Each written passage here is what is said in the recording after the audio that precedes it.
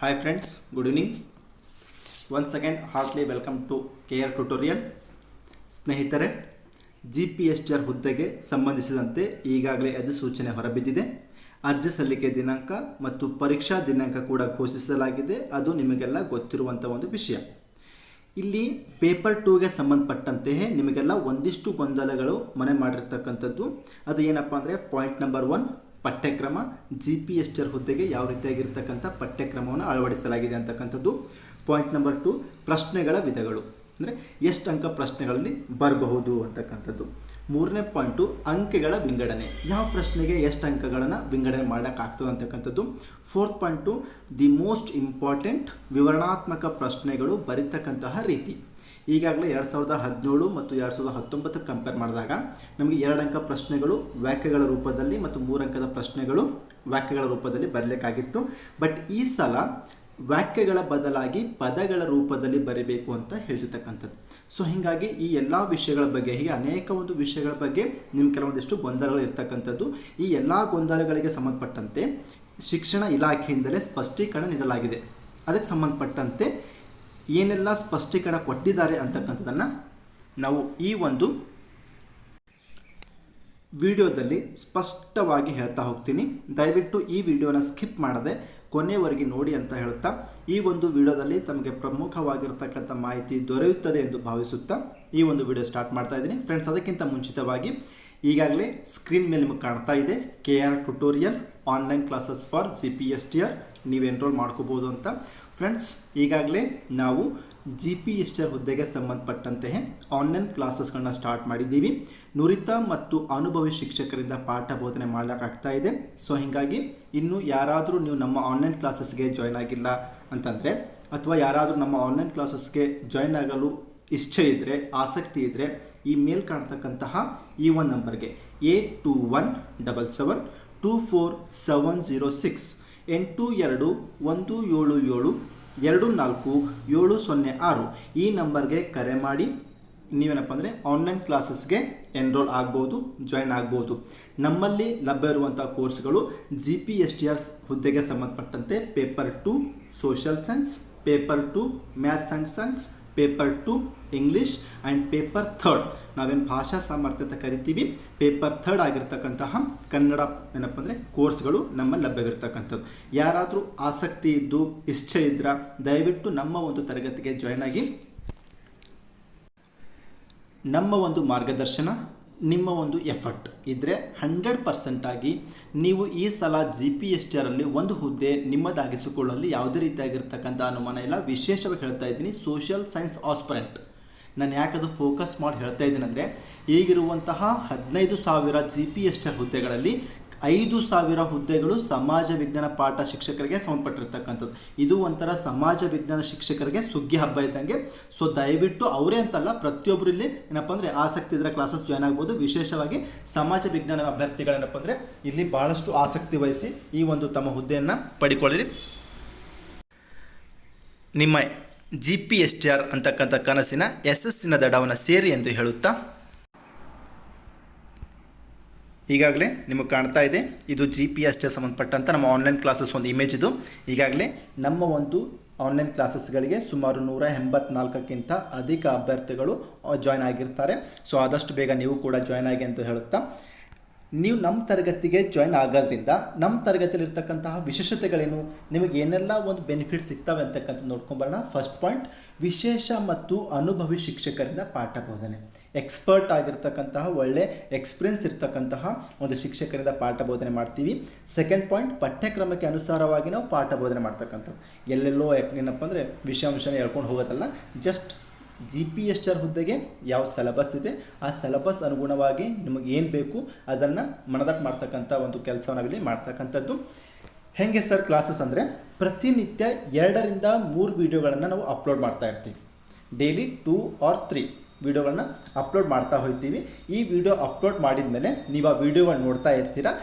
ನೀವು ಆ ವಿಡಿಯೋ ನೋಡಿದಾಗ ಏನಾದರೂ ಡೌಟ್ ಇತ್ತು ಅಂತಂದರೆ ಅಲ್ಲೇ ಕಮೆಂಟ್ ಬಾಕ್ಸಲ್ಲಿ ಕಮೆಂಟ್ ಮಾಡ್ತೀರಾ. ಈಗ ನಾವು ಅಪ್ಲೋಡ್ ಮಾಡಿರ್ತಕ್ಕಂಥ 1 ವಾರದ ವೀಡಿಯೋಗಳ ಮೇಲೆ ವಾರಕ್ಕೊಂದು ಸಲ ಮಾಕ್ ಟೆಸ್ಟ್ ಆಗ್ತದೆ. ವೀಕ್ಲಿ ಒನ್ಸ್ ಮಾಕ್ ಟೆಸ್ಟ್ ಆಗ್ತದೆ.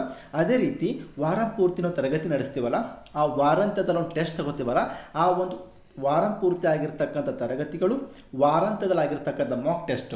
ಅಲ್ಲಿ ಆ ಒಂದು ಎರಡೂ ವಿಷಯಗಳ ಮೇಲೆ ಏನಪ್ಪ ಅಂದರೆ ವಾರಕ್ಕೆ 1 ಅಥವಾ 2 ಸಲ ಲೈವ್ ಬರ್ತೀವಿ. ಲೈವ್ ಬಂದು ನಿಮಗೆ ಆ ವಿಡಿಯೋಗಳ ಮೇಲೆ, ಆ ಕ್ಲಾಸಸ್ ಮೇಲೆ ಏನು ಡೌಟ್ ಇದೆ, ಏನಾದರೂ ಸಂದೇಹಗಳಿದ್ದರೆ, ಏನಾದರೂ ಗೊಂದಲಗಳಿದ್ದರೆ ಆ ಗೊಂದಲಗಳನ್ನ ಪರಿಹರಿಸ್ತೀವಿ. ಅದೇ ರೀತಿ ಮಾಕ್ ಟೆಸ್ಟಲ್ಲಿ ಯಾರು ಯಾವ ರೀತಿಯಾಗಿರ್ತಕ್ಕಂಥ ಸಾಧನೆ ಮಾಡಿದ್ದೀರಿ, ಯಾರು ಬೆಸ್ಟ್ ಮಾಡಿದ್ದೀರಿ, ಯಾರು ಏನಪ್ಪ ಅಂದರೆ ಇನ್ನೂ ದಿ ಬೆಸ್ಟ್ ಮಾಡಬೇಕು, ಯಾರು ಎಲ್ಲಿ ತಪ್ಪು ಮಾಡಿದ್ದೀರಿ, ಯಾರು ಎಲ್ಲಿ ಮಿಸ್ಟೇಕ್ ಮಾಡ್ಕೊಂಡ್ರೆ ಅಂತಕ್ಕಂಥದ್ದನ್ನು ಆ ಮಾಕ್ ಟೆಸ್ಟ್ ಮೂಲಕ ಏನಪ್ಪ ಅಂದರೆ ನಾವು ಕಂಡುಹಿಡಿದು ಆ ಲೈವ್ ಕ್ಲಾಸಲ್ಲಿ ಆ ತಪ್ಪಿಗೆ ಏನಪ್ಪ ತಿದ್ದುಪಡಿ ಮಾಡ್ತಕ್ಕಂತಹ ಒಂದು ಕಾರ್ಯವನ್ನು ಮಾಡ್ತಾ ಇರ್ತೀವಿ. ಹೀಗೆ ಡೈಲಿ 2 or 3 ವಿಡಿಯೋಗಳು ಅಪ್ಲೋಡ್ ಮಾಡ್ತೀವಿ. ವಾರಕ್ಕೆ ಒಂದು ಸಲ ಮಾಕ್ ಟೆಸ್ಟ್ ತಗೋತೀವಿ.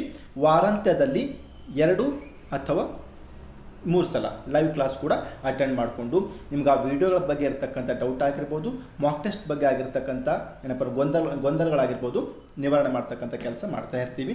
ಅದ್ರ ಜೊತೆಯಾಗಿ the most important point multiple choice question guess ಮಾಡ್ತಕ್ಕಂಥದ್ದು. ಕೆಲವೊಂದಿಷ್ಟು ಬಹು ಆಯ್ಕೆ ಆಧಾರಿತವಾಗಿರ್ತಕ್ಕಂಥ ಸಂಭವನೀಯ ಪ್ರಶ್ನೆಗಳು ಕೊಡ್ತೀವಿ. ಸರ್ ಇಟ್ಸ್ ಪಾಸಿಬಲ್ ಅಂತ ನೀವು ಪ್ರಶ್ನೆ ಮಾಡ್ಬೋದು. ಫ್ರೆಂಡ್ಸ್, ನಾನು ಕಳೆದ ಒಂದು ವಾರದಲ್ಲಿ ಮಾಡಿರ್ತಕ್ಕಂಥ 25 ಅಂಕಗಳ ಒಂದು ಟೆಸ್ಟ್ನಲ್ಲಿ ಸರಿಸುಮಾರು 5 ರಿಂದ 6 ಪ್ರಶ್ನೆಗಳು ಮಾಡೆಲ್ ಕ್ವಶನ್ ಪೇಪರ್ನ ಹಾಗೆ ರೈಸ್ ಆಗಿರ್ತಕ್ಕಂಥದ್ದು. ಇದು ನೀವು ಬೇಕಾದರೆ ಕ್ಲಾಸಿಗೆ ಜಾಯ್ನ್ ಆದಾಗ ನಾನು ಏನು ಹೇಳಿದ್ರೆ ಅಂತ ನಿಮ್ಗೆ ಗೊತ್ತಾಗಿರ್ತದೆ. ನಾನು ಏನು ಟೆಸ್ಟ್ ಕೊಟ್ಟಿದ್ದೆ, ಏನು ಕ್ಲಾಸ್ ಮಾಡಿದ್ದೆ, ಪಾಲಿಟಿ ಸಂಬಂಧಪಟ್ಟಂತೆ 25 ಪ್ರಶ್ನೆಯಲ್ಲಿ 6 ರಿಂದ 7 ಪ್ರಶ್ನೆಗಳು ನೇರವಾಗಿ ಅದೇ ರೀತಿ ಕೊಟ್ಟಿರ್ತಕ್ಕಂಥದ್ದು. ಆ ಒಂದು ಕಾನ್ಫಿಡೆಂಟ್ ಮೇಲೆ ನಾನು ಹೇಳ್ತಾ ಇದ್ದೀನಿ.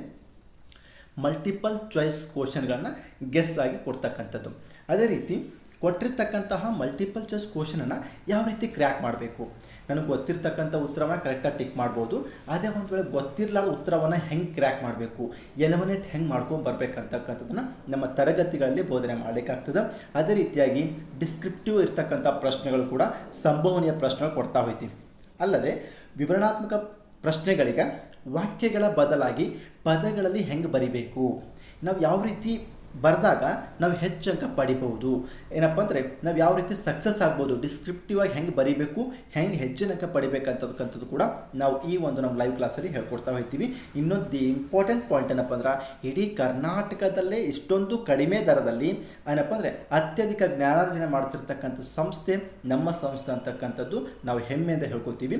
ಇಲ್ಲಿವರೆಗೂ ಏನಪ್ಪ ಅಂದರೆ ನಾವು ತರಗತಿ ಪ್ರಾರಂಭ ಮಾಡಿರ್ತಕ್ಕಂಥ ಕೆಲವು ದಿನಗಳಲ್ಲಿ ಸುಮಾರು 180ಕ್ಕೂ ಅಧಿಕ ಅಭ್ಯರ್ಥಿಗಳು ನಮ್ಮ ಆನ್ಲೈನ್ ತರಗತಿ ಕೂಡ ಜಾಯ್ನ್ ಆಗಿರ್ತಾರೆ. ನಾನು ಇದಕ್ಕೆ ಹಿಂದಿನ ಸ್ಲೈಡಲ್ಲಿ ಕೂಡ ನಿಮ್ಗೆ ತೋರಿಸ್ತಾ ಬಂದಿದ್ದೀನಿ. ಸೊ ಫ್ರೆಂಡ್ಸ್, ಈ ರೀತಿಯಾಗಿ ಒಂದು ಏನಪ್ಪ ಅಂದರೆ ಎಜುಕೇಷನ್ ರೆವಲ್ಯೂಷನ್ ಮಾಡಬೇಕು, ನಾವು ಒಂದು GPSR ಹೊಸ ಕ್ರಾಂತಿ ಮಾಡಬೇಕು, ನಮ್ಮ ಏನಪ್ಪ ಅಂದರೆ ಅತ್ಯಧಿಕವಾಗಿರ್ತಕ್ಕಂತಹ ಅಭ್ಯರ್ಥಿಗಳಿಗೆ ಶಿಕ್ಷಕರನ್ನಾಗಿ ಮಾಡಬೇಕು ಅಂತಕ್ಕಂಥ ಒಂದು ಪಣ ತೊಟ್ಟು ಈ ಆನ್ಲೈನ್ ಕ್ಲಾಸಸ್ಗಳನ್ನ ಸ್ಟಾರ್ಟ್ ಮಾಡಿದ್ದೀವಿ. ದಯವಿಟ್ಟು ಇನ್ನೂ ಯಾರಾದರೂ ಆನ್ಲೈನ್ ಕ್ಲಾಸ್ಗೆ ಜಾಯ್ನ್ ಆಗಿಲ್ಲ ಅಂತಂದರೆ, ಆಗಲು ಇಚ್ಛಿಸಿದರೆ ಏನಪ್ಪ ಅಂದ್ರೆ ನೀವು ಆದಷ್ಟು ಬೇಗ ನಮ್ಮ ಒಂದು ತರಗತಿಗೆ ಜಾಯ್ನ್ ಆಗಿ ಅಂತ ಹೇಳುತ್ತಾ, ನಾನು ಈಗಾಗಲೇ ಹೇಳಿದ್ದೆ, ನಾನು ಈ ಲಾಸ್ಟ್ ವೀಕೆಂಡ್ ತೊಗೊಂಡಿರ್ತಕ್ಕಂತಹ ಮಾಕ್ ಟೆಸ್ಟಲ್ಲಿ ಸರಿಸುಮಾರು 6 ರಿಂದ 7 ಪ್ರಶ್ನೆಗಳು ನೇರವಾಗಿ ಬಂದಿರತಕ್ಕಂಥದ್ದಂತ ಯಾವ ರೀತಿಯಾಗಿ ಪ್ರಶ್ನೆಗಳು ಬಂದಿದ್ದಾವೆ, ನಾನು ಅದು ಯಾವ ರೀತಿಯಾಗಿ ಪಾಠ ಬೋಧನೆ ಮಾಡಿದ್ದೆ, ಟೆಸ್ಟಲ್ಲಿ ಯಾವ ರೀತಿ ಕೊಟ್ಟಿದೆ ಅಂತಕ್ಕಂಥದ್ದನ್ನು ಗ್ಲಾನ್ಸ್ ಮಾಡ್ಕೊಂಡು ಬರ್ತಾ ಇರ್ತೀನಿ. ಎಲ್ಲವೂ ತೊಗೊಂಡಿಲ್ಲ, ನಾನು ಕೆಲವೊಂದಿಷ್ಟು ಇಂಪಾರ್ಟೆಂಟ್ ಕ್ವಶನ್ ಮಾತ್ರ ತೊಗೊಂಡು ಹೊತ್ತು ಬಂದಿದ್ದೀನಿ.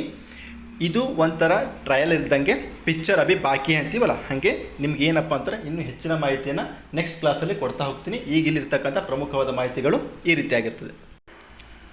ನಾನು ಇಲ್ಲಿ ವಿವರಣೆ ಕೊಡ್ತಕ್ಕಂಥ ಪ್ರಶ್ನೆಗಳು ಇತ್ತೀಚೆಗೆ ಏನು ಇಲಾಖೆಯಿಂದ ಬಿಟ್ಟಿದ್ರಲ್ಲ ಹೊಸ ಸಿಲೆಬಸ್ಸು ಆ್ಯಂಡ್ ಹೊಸ ಮಾಡೆಲ್ ಕ್ವಶನ್ ಪೇಪರು ಅಲ್ಲಿ ತಗೊಂಡಿರ್ತಕ್ಕಂಥದ್ದು. ಈ ಒಂದು ಹೊಸ ಸಿಲೆಬಸ್ ಆಗಿರ್ಬೋದು ಅಥವಾ ಹೊಸ ಪ್ರಶ್ನೆ ಪತ್ರಿಕೆ, ಮಾಡೆಲ್ ಪ್ರಶ್ನೆ ಪತ್ರಿಕೆ ಇರುತ್ತಲ್ಲ, ಅಲ್ಲಿ ನಾನು ತರಗತಿಯಲ್ಲಿ ಹೇಳಿರ್ತಕ್ಕಂಥ ಪ್ರಶ್ನೆಗಳು, ನಾನು ತಗೊಂಡಿರ್ತಕ್ಕಂಥ ಮಾಕ್ ಟೆಸ್ಟ್ ಏನು ಕ್ವಶನ್ ಕೊಟ್ಟಿದ್ದಲ್ಲ ಅದರಲ್ಲಿ ಯಾವ ರೀತಿ ರೈಸ್ ಆಗಿದೆ ಅಂತ ನೋಡ್ಕೊಂಬರೋಣ. ಪಾಯಿಂಟ್ ನಂಬರ್ 1 ಅಂದರೆ ಕ್ವಶನ್ ನಂಬರ್ 1 ಫಸ್ಟ್ ಪಾಯಿಂಟ್, ಸರ್ವೋಚ್ಚ ನ್ಯಾಯಾಲಯ ಅಥವಾ ಉಚ್ಚ ನ್ಯಾಯಾಲಯಗಳು ಅಕ್ರಮವಾಗಿ ಬಂಧಿತವಾದ ವ್ಯಕ್ತಿಯನ್ನು ತನ್ನ ಮುಂದೆ ನಿಗದಿತ ಅವಧಿಯೊಳಗೆ ಹಾಜರುಪಡಿಸುವಂತೆ ನೀಡುವ ಆಜ್ಞೆ. ನಾವು ಏನಂತ ಕರಿತೀವಿ ಅಂತ ಕೇಳಿದ್ದೇನೆ. ಬಂಧಿ ಪ್ರತ್ಯಕ್ಷೀಕರಣ ಅಂತ ಕರಿತೀವ, ಪರಮಾದೇಶ ಅಂತ ಕರಿತೀವ, ಪ್ರತಿಬಂಧಕಾಜ್ಞೆ ಅಂತ ಕರಿತೀವ, ಅಧಿಕಾರ ಲೇಖ ಅಂತ ಕರಿತೀವ ಅಂತ ಪ್ರಶ್ನೆ ಕೊಟ್ಟಿದ್ದಾರೆ ಅಲ್ಲಿ. ಹೌದಾ? ನೋಡಿ, ನಾನು ಇದು ಮಾಡೆಲ್ ಕ್ವಶನ್ ಪೇಪರ್, ಈಗ ಇಲಾಖೆಯಿಂದ ಬಿಟ್ಟಿರ್ತಕ್ಕಂತಹ ಮಾಡೆಲ್ ಕ್ವಶನ್ ಪೇಪರ್ ಕೊಟ್ಟಿದ್ದಾರಲ್ಲ ಅಲ್ಲಿಂದ ಆಯ್ಕೆ ಮಾಡ್ಕೊಂಡಿರ್ತಕ್ಕಂಥ ಪ್ರಶ್ನೆ. ಈ ಒಂದು ಪ್ರಶ್ನೆಗೆ ನಾನು ಆನ್ಲೈನ್ ಕ್ಲಾಸಲ್ಲಿ ಯಾವ ರೀತಿ ಕ್ಲಾಸ್ ಮಾಡಿದ್ದೆ ಅಂತಂದರೆ, ನೋಡಿ ಇಲ್ಲಿ ಸುಪ್ರೀಂ ಕೋರ್ಟ್ ಮತ್ತು ಹೈಕೋರ್ಟ್ಗಳು ಹೊರಡಿಸ್ತಕ್ಕಂಥ ರಿಟ್ಸ್ ಅಥವಾ ಆಜ್ಞೆಗಳು ಯಾವುವು ಅಂತ ಪ್ರಶ್ನೆ ಕೊಟ್ಟಿದ್ದೇನೆ. ಸರಿನಾ? ಅಲ್ಲಿ ಹೇಬಿಯಸ್ ಕಾರ್ಪಸ್, ಮ್ಯಾಂಡಮಸ್, ಪ್ರೊಹಿಬಿಷನ್, ಸರ್ಶ್ಯೂರರಿ, ಕೋ ವಾರಂಟ್ ಅಂತ ಹೇಳ್ತಾ ಹೋಗಿದ್ದೆ. ಅದರ ಫಸ್ಟ್ ಪಾಯಿಂಟ್ ಬಂದುಬಿಟ್ಟು ಹೇಬಿಯಸ್ ಕಾರ್ಪಸ್ ಅಂತ ಅಥವಾ ಬಂದಿ ಪ್ರತ್ಯಕ್ಷೀಕರಣ ಎಂದರೇನು ವಿವರಿಸಿ ಅಂತ ಹಿಂಗೆ ಕ್ಲಾಸಲ್ಲಿ ಇದೇ ರೀತಿ ಕೊಟ್ಟಿದ್ದೇನೆ. ಆ್ಯಕ್ಚುಲಿ ಕ್ಲಾಸಲ್ಲೂ ಹಿಂಗೆ ಕೊಟ್ಟಿದ್ದೆ, ನನ್ನ ಮಾಕ್ ಟೆಸ್ಟಲ್ಲಿ ಕೂಡ ಹಿಂಗೆ ಇಟ್ಟಿದ್ದೆ. ಸೊ ಹಿಂಗಾಗಿ ಅದೇ ಒಂದು ಪ್ರಶ್ನೆನ ಎತ್ತು ಕೊಟ್ಟಿರ್ತಕ್ಕಂಥದ್ದು. ಏನು ಸರ್ ಹೇಬಿಯಸ್ ಕಾರ್ಪಸ್ ಅಥವಾ ಬಂದಿ ಪ್ರತ್ಯಕ್ಷೀಕರಣ ಅಂದರೆ? ನೋಡಿ, ಬಂಧನಕ್ಕೊಳಗಾದ ವ್ಯಕ್ತಿಯನ್ನು ಬಂಧಿಸಲ್ಪಟ್ಟ 24 ಗಂಟೆಗಳೊಳಗೆ ಹತ್ತಿರದ ನ್ಯಾಯಾಲಯ ಅಥವಾ ನ್ಯಾಯಾಧೀಶರ ಮುಂದೆ ಹಾಜರುಪಡಿಸುವುದಕ್ಕಾಗಿ ಹೊರಡಿಸುವ ಆಜ್ಞೆಯೇ ಹೇಬಿಯಸ್ ಕಾರ್ಪಸ್ ಅಥವಾ ಬಂದಿ ಪ್ರತ್ಯಕ್ಷೀಕರಣ. ಫ್ರೆಂಡ್ಸ್, ನೀವು ಹಿಂದಿನ ಸ್ಲೈಡಲ್ಲಿ ನೋಡಿರ್ತಕ್ಕಂಥ ಪ್ರಶ್ನೆಗೆ ಉತ್ತರ ಸಿಕ್ತು ಅಂತ ಭಾವಿಸಿದ್ದೇನೆ. ಅಂದರೆ ಅರ್ಥ ಏನು?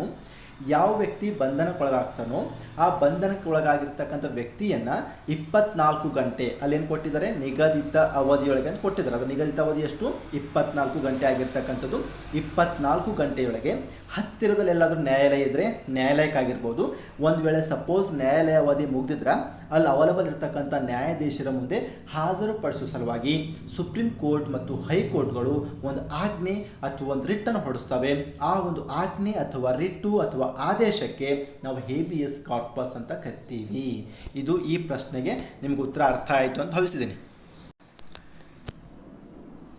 ಸರ್ವೋಚ್ಚ ನ್ಯಾಯಾಲಯ ಅಂದರೆ ಸುಪ್ರೀಂ ಕೋರ್ಟ್ ಅಥವಾ ಹೈಕೋರ್ಟ್ಗಳು ಅಕ್ರಮವಾಗಿ ಬಂಧಿತವಾದ ವ್ಯಕ್ತಿಯನ್ನು ತನ್ನ ಮುಂದೆ ನಿಗದಿತ ಅವಧಿಯೊಳಗೆ ಅರ್ಥನು 24 ಗಂಟೆಗಳ ಅವಧಿಯೊಳಗೆ ಹಾಜರುಪಡಿಸುವಂತೆ ನೀಡುವಂಥ ಆಜ್ಞೆಗೆ ಬಂಧಿ ಪ್ರತ್ಯಕ್ಷೀಕರಣ ಅಂತ ಕರಿತೀವಿ. ಇದು ಈ ಪ್ರಶ್ನೆಗೆ ಉತ್ತರ. ನಾನು ಆಲ್ರೆಡಿ ಕ್ಲಾಸಲ್ಲಿ ಕೂಡ ಇದ್ರ ಬಗ್ಗೆ ಪಾಠ ಬೋಧನೆ ಮಾಡಿದ್ದೆ, ಸೇಮ್ ಆ್ಯಸ್ ಇಟ್ ಈಸ್. ಅದೇ ರೀತಿ ಮಾಕ್ ಟೆಸ್ಟಲ್ಲಿ ಕೂಡ ಹಿಂಗೆ ಇಟ್ಟಿದ್ದೆ. ಇನ್ನೊಂದು ಚೂರು ಹೇಬಿಯಸ್ ಕಾರ್ಪಸ್ ಬಗ್ಗೆ ನೋಡಬೇಕಾಗಿತ್ತಪ್ಪ ಅಂದ್ರೆ, ಇಲ್ಲಿ ಯಾರ ವಿರುದ್ಧವಾಗಿ ಈ ಆದೇಶ ಹೊರಡಿಸ್ಬೋದು? ಒಂದು ಸಾರ್ವಜನಿಕ ಪ್ರಾಧಿಕಾರ ಮತ್ತು ಖಾಸಗಿ ವ್ಯಕ್ತಿಗಳ ವಿರುದ್ಧವಾಗಿ ನಾವು ಹೇಬಿಯಸ್ ಕಾರ್ಪಸ್ ಅಥವಾ ಬಂದಿ ಪ್ರತ್ಯಕ್ಷೀಕರಣ ಆಜ್ಞೆಯನ್ನು ಹೊರಡಿಸ್ಬೋದಾಗಿರ್ತಕ್ಕಂಥದ್ದು. ಪ್ರಶ್ನೆ ಹಿಂಗೂ ಕೇಳ್ಬೋದು, ಹೇಬಿಯಸ್ ಕಾರ್ಪಸನ್ನು ಯಾರ ವಿರುದ್ಧ ಹೊರಡಿಸ್ಬೋದು? ಆಪ್ಷನ್ ಎ ಸಾರ್ವಜನಿಕ ಪ್ರಾಧಿಕಾರ, ಆಪ್ಷನ್ ಬಿ ಖಾಸಗಿ ವ್ಯಕ್ತಿಗಳು, option C A and B, option D ಯಾವುದೂ ಇಲ್ಲ ಅಂತ ಕೇಳ್ಬೋದು. ಸೊ ನಿಮ್ಮ ಆಪ್ಷನ್ ಏನಾಗಿರಬೇಕು? ಸಾರ್ವಜನಿಕ ಪ್ರಾಧಿಕಾರ ಮತ್ತು ಖಾಸಗಿ ವ್ಯಕ್ತಿಗಳ ವಿರುದ್ಧ ಈ ಹೇಬಿಯಸ್ ಕಾರ್ಪಸ್ ಆದೇಶವನ್ನು ಹೊರಡಿಸ್ಬೋದಾಗಿರ್ತಕ್ಕಂಥದ್ದು. ಯಾವಾಗ ಹೊರಡಿಸ್ಲಿಕ್ಕಾಗಲ್ಲ ಸರ್ ಅಂತಂದರೆ, ನಮ್ಮ ಒಂದು ಬಂಧನ ಕಾನೂನುಬದ್ಧವಾಗಿದ್ದರೆ ಸಕ್ಷಮ ನ್ಯಾಯಾಲಯದ ಬಂಧನಕ್ಕೊಳಪಟ್ಟಲ್ಲಿ ಇದನ್ನು ಹೊರಡಿಸ್ಲಿಕ್ಕೆ ಸಾಧ್ಯ ಆಗೋದಿಲ್ಲ. ಯಾರ ವಿರುದ್ಧ ಹೊರಡಿಸ್ಬೋದು? ಸಾರ್ವಜನಿಕ ಪ್ರಾಧಿಕಾರ ಮತ್ತು ಖಾಸಗಿ ವ್ಯಕ್ತಿಗಳ ವಿರುದ್ಧ ಹೊರಡಿಸ್ಬೋದು. ಯಾವ ಹೊರಡಿಸ್ಲಿಕ್ಕಾಗಲ್ಲ ಅಂದ್ರೆ, ಒಂದು ವೇಳೆ ಬಂಧನವು ಕಾನೂನುಬದ್ಧವಾಗಿದ್ದರೆ ಅಥವಾ ಸಕ್ಷಮ ನ್ಯಾಯಾಲಯದ ಬಂಧನಕ್ಕೊಳಪಟ್ಟಿದ್ದಲ್ಲಿ ಇದನ್ನು ಹೊರಡಿಸ್ಲಿಕ್ಕಾಗಲ್ಲ. ಇದು ಹೇಬಿಯಸ್ ಕಾರ್ಪಸ್ ಬಗ್ಗೆ ಇರ್ತಕ್ಕಂತಹ ಒಂದಿಷ್ಟು ಮಾಹಿತಿ. ಫ್ರೆಂಡ್ಸ್, 1ನೇ ಪ್ರಶ್ನೆಗೆ ನಿಮ್ಗೆ ಉತ್ತರ ಕ್ಲಿಯರ್ ಆಗಿದೆ ಅಂತ ಭಾವಿಸ್ತೀನಿ. ನೆಕ್ಸ್ಟ್ 2ನೇ ಪ್ರಶ್ನೆ ಹೋಗ್ತೀನಿ. ಈಗ ನೋಡಿ, ಈ ಕೆಳಗಿನ ಹೇಳಿಕೆಗಳನ್ನು ಓದಿದ ನಂತರ ಸರಿಯಾಗಿರ್ತಕ್ಕಂಥ ಉತ್ತರನ ಆಯ್ಕೆ ಮಾಡಬೇಕು. ತಿಳಿತಾ? ಪಾಯಿಂಟ್ ನಂಬರ್ 1 ಏನು ಕೊಟ್ಟಿದ್ದಾರೆ? ತಾಸ್ಕೆಂಟ್ನಲ್ಲಿ ಭಾರತ ಮತ್ತು ಪಾಕಿಸ್ತಾನಗಳ ಮಧ್ಯೆ ಒಪ್ಪಂದಕ್ಕೆ ಸಹಕರಿಸಿತು. ಇಷ್ಟೇ ಓದಿ. ಸೆಕೆಂಡ್ ಪಾಯಿಂಟ್ ಬಿ ಏನು ಕೊಟ್ಟಿದ್ದಾನೆ? ಈಗ 1971ರಲ್ಲಿ ಭಾರತದೊಂದಿಗೆ 20 ವರ್ಷಗಳ ಶಾಂತಿ, ಮೈತ್ರಿ ಹಾಗೂ ಸಹಕಾರದ ಒಪ್ಪಂದಕ್ಕೆ ಸಹಿ ಹಾಕಿತು. ಆಪ್ಷನ್ ಸಿ ಭಾರತದಲ್ಲಿ ಭಿಲಾಯಿ ಮತ್ತು ಬೆಕಾರೋ ಉಕ್ಕಿನ ಕಾರ್ಖಾನೆಗಳಿಗೆ ಸಹಕರಿಸಿತು. ಆಪ್ಷನ್ ಡಿ ವಿಶ್ವಸಂಸ್ಥೆಯ ಭದ್ರತಾ ಸಮಿತಿಯಲ್ಲಿ ಭಾರತಕ್ಕೆ ಕಾಯಂ ಸದಸ್ಯತ್ವ ದೊರೆಯಬೇಕೆಂದು ಪ್ರತಿಪಾದಿಸ್ತಾ ಇದೆ ಅಂತ ಪ್ರಶ್ನೆ ಇದೆ. ಈಗ ನೋಡಿ ಫ್ರೆಂಡ್ಸ್, ಈ ಪ್ರಶ್ನೆಗೆ ಉತ್ತರವನ್ನು ಸರಿಯಾಗಿರ್ತಕ್ಕಂಥ ಆಯ್ಕೆ ಅಂದರೆ ಯಾವ ದೇಶ ಇದಕ್ಕೆಲ್ಲ ಹೊಂದ್ಕೋತದೆ ಅಂತಕ್ಕಂಥದ್ದು. ಚೀನಾ ಆಗಿರ್ಬೋದು, ಅಮೆರಿಕ ಆಗಿರ್ಬೋದು, ರಷ್ಯಾ ಆಗಿರ್ಬೋದು, ಜರ್ಮನಿ ಆಗಿರ್ಬೋದು, ಯಾವುದು ಸರಿಯಾಗಿರ್ತಕ್ಕಂಥದ್ದು ನೋಡ್ಕೊಂಬರೋಣ. ಫ್ರೆಂಡ್ಸ್, ಇಲ್ಲಿ ಮೇಲ್ಕೊಟ್ಟಿರ್ತಕ್ಕಂಥ 4 ಹೇಳಿಕೆಗಳು ಈ ಕೆಳಗಿನ ಯಾವ ದೇಶಕ್ಕೆ ಸರಿ ಹೊಂದುತ್ತದೆ? Option A China, option B America, option C Russia, option D Germany ಅಂತ ಇದೆ. ಚೀನಾ ಅಂತೂ ಆಗಲ್ಲ ಅಂತ ನಿಮ್ಗೆ ಎಲ್ರಿಗೂ ಗೊತ್ತಿರ್ಬೋದು, ಬಟ್ 2, 3, 4 ಭಾಳಷ್ಟು ಡೌಟ್ ಇರ್ತವೆ. ಈ ಪ್ರಶ್ನೆಗೆ ಉತ್ತರಿಸೋದಕ್ಕಿಂತ ಮುಂಚಿತವಾಗಿ ನನ್ನ ತರಗತಿಯಲ್ಲಿ ಈ ಒಂದು ವಿಷಯ ಸಂಬಂಧಪಟ್ಟಂತೆ ಯಾವ ರೀತಿ ಕ್ಲಾಸ್ ಮಾಡಿದ್ದೆ ಅಂತಕ್ಕಂಥದ್ದು ಒಂಚೂರು ನೋಡ್ಕೊಂಬರೋಣ. ನೋಡಿ ಫ್ರೆಂಡ್ಸ್, ಭಾರತ ಮತ್ತು ರಷ್ಯಾ ಸಂಬಂಧ, ಅಂತಾರಾಷ್ಟ್ರೀಯ ಸಂಬಂಧ ಅಥವಾ ವಿದೇಶಿ ನೀತಿ ಅಂತ ಒಂದು ಟಾಪಿಕ್ ಇದೆಲ್ಲ, ಆ ಟಾಪಿಕ್ ಮೇಲೆ ಬಂದಾಗ ನಾನು ಇದೇ ಸ್ಲೈಡ್ ಹಿಂಗೆ ಇಟ್ಟಿದ್ದೆ. ನಾನು ಕ್ಲಾಸ್ ಹೇಳಬೇಕಾದ್ರೆ ಭಾರತ ಮತ್ತು ರಷ್ಯಾದೊಂದಿಗಿನ ಸಂಬಂಧ ಅಂತ ಬಂದಾಗ ನಾನು ಈ ಪಾಯಿಂಟ್ಗಳನ್ನ ಆಯ್ಕೆ ಮಾಡ್ಕೊಂಡಿದ್ದೆ.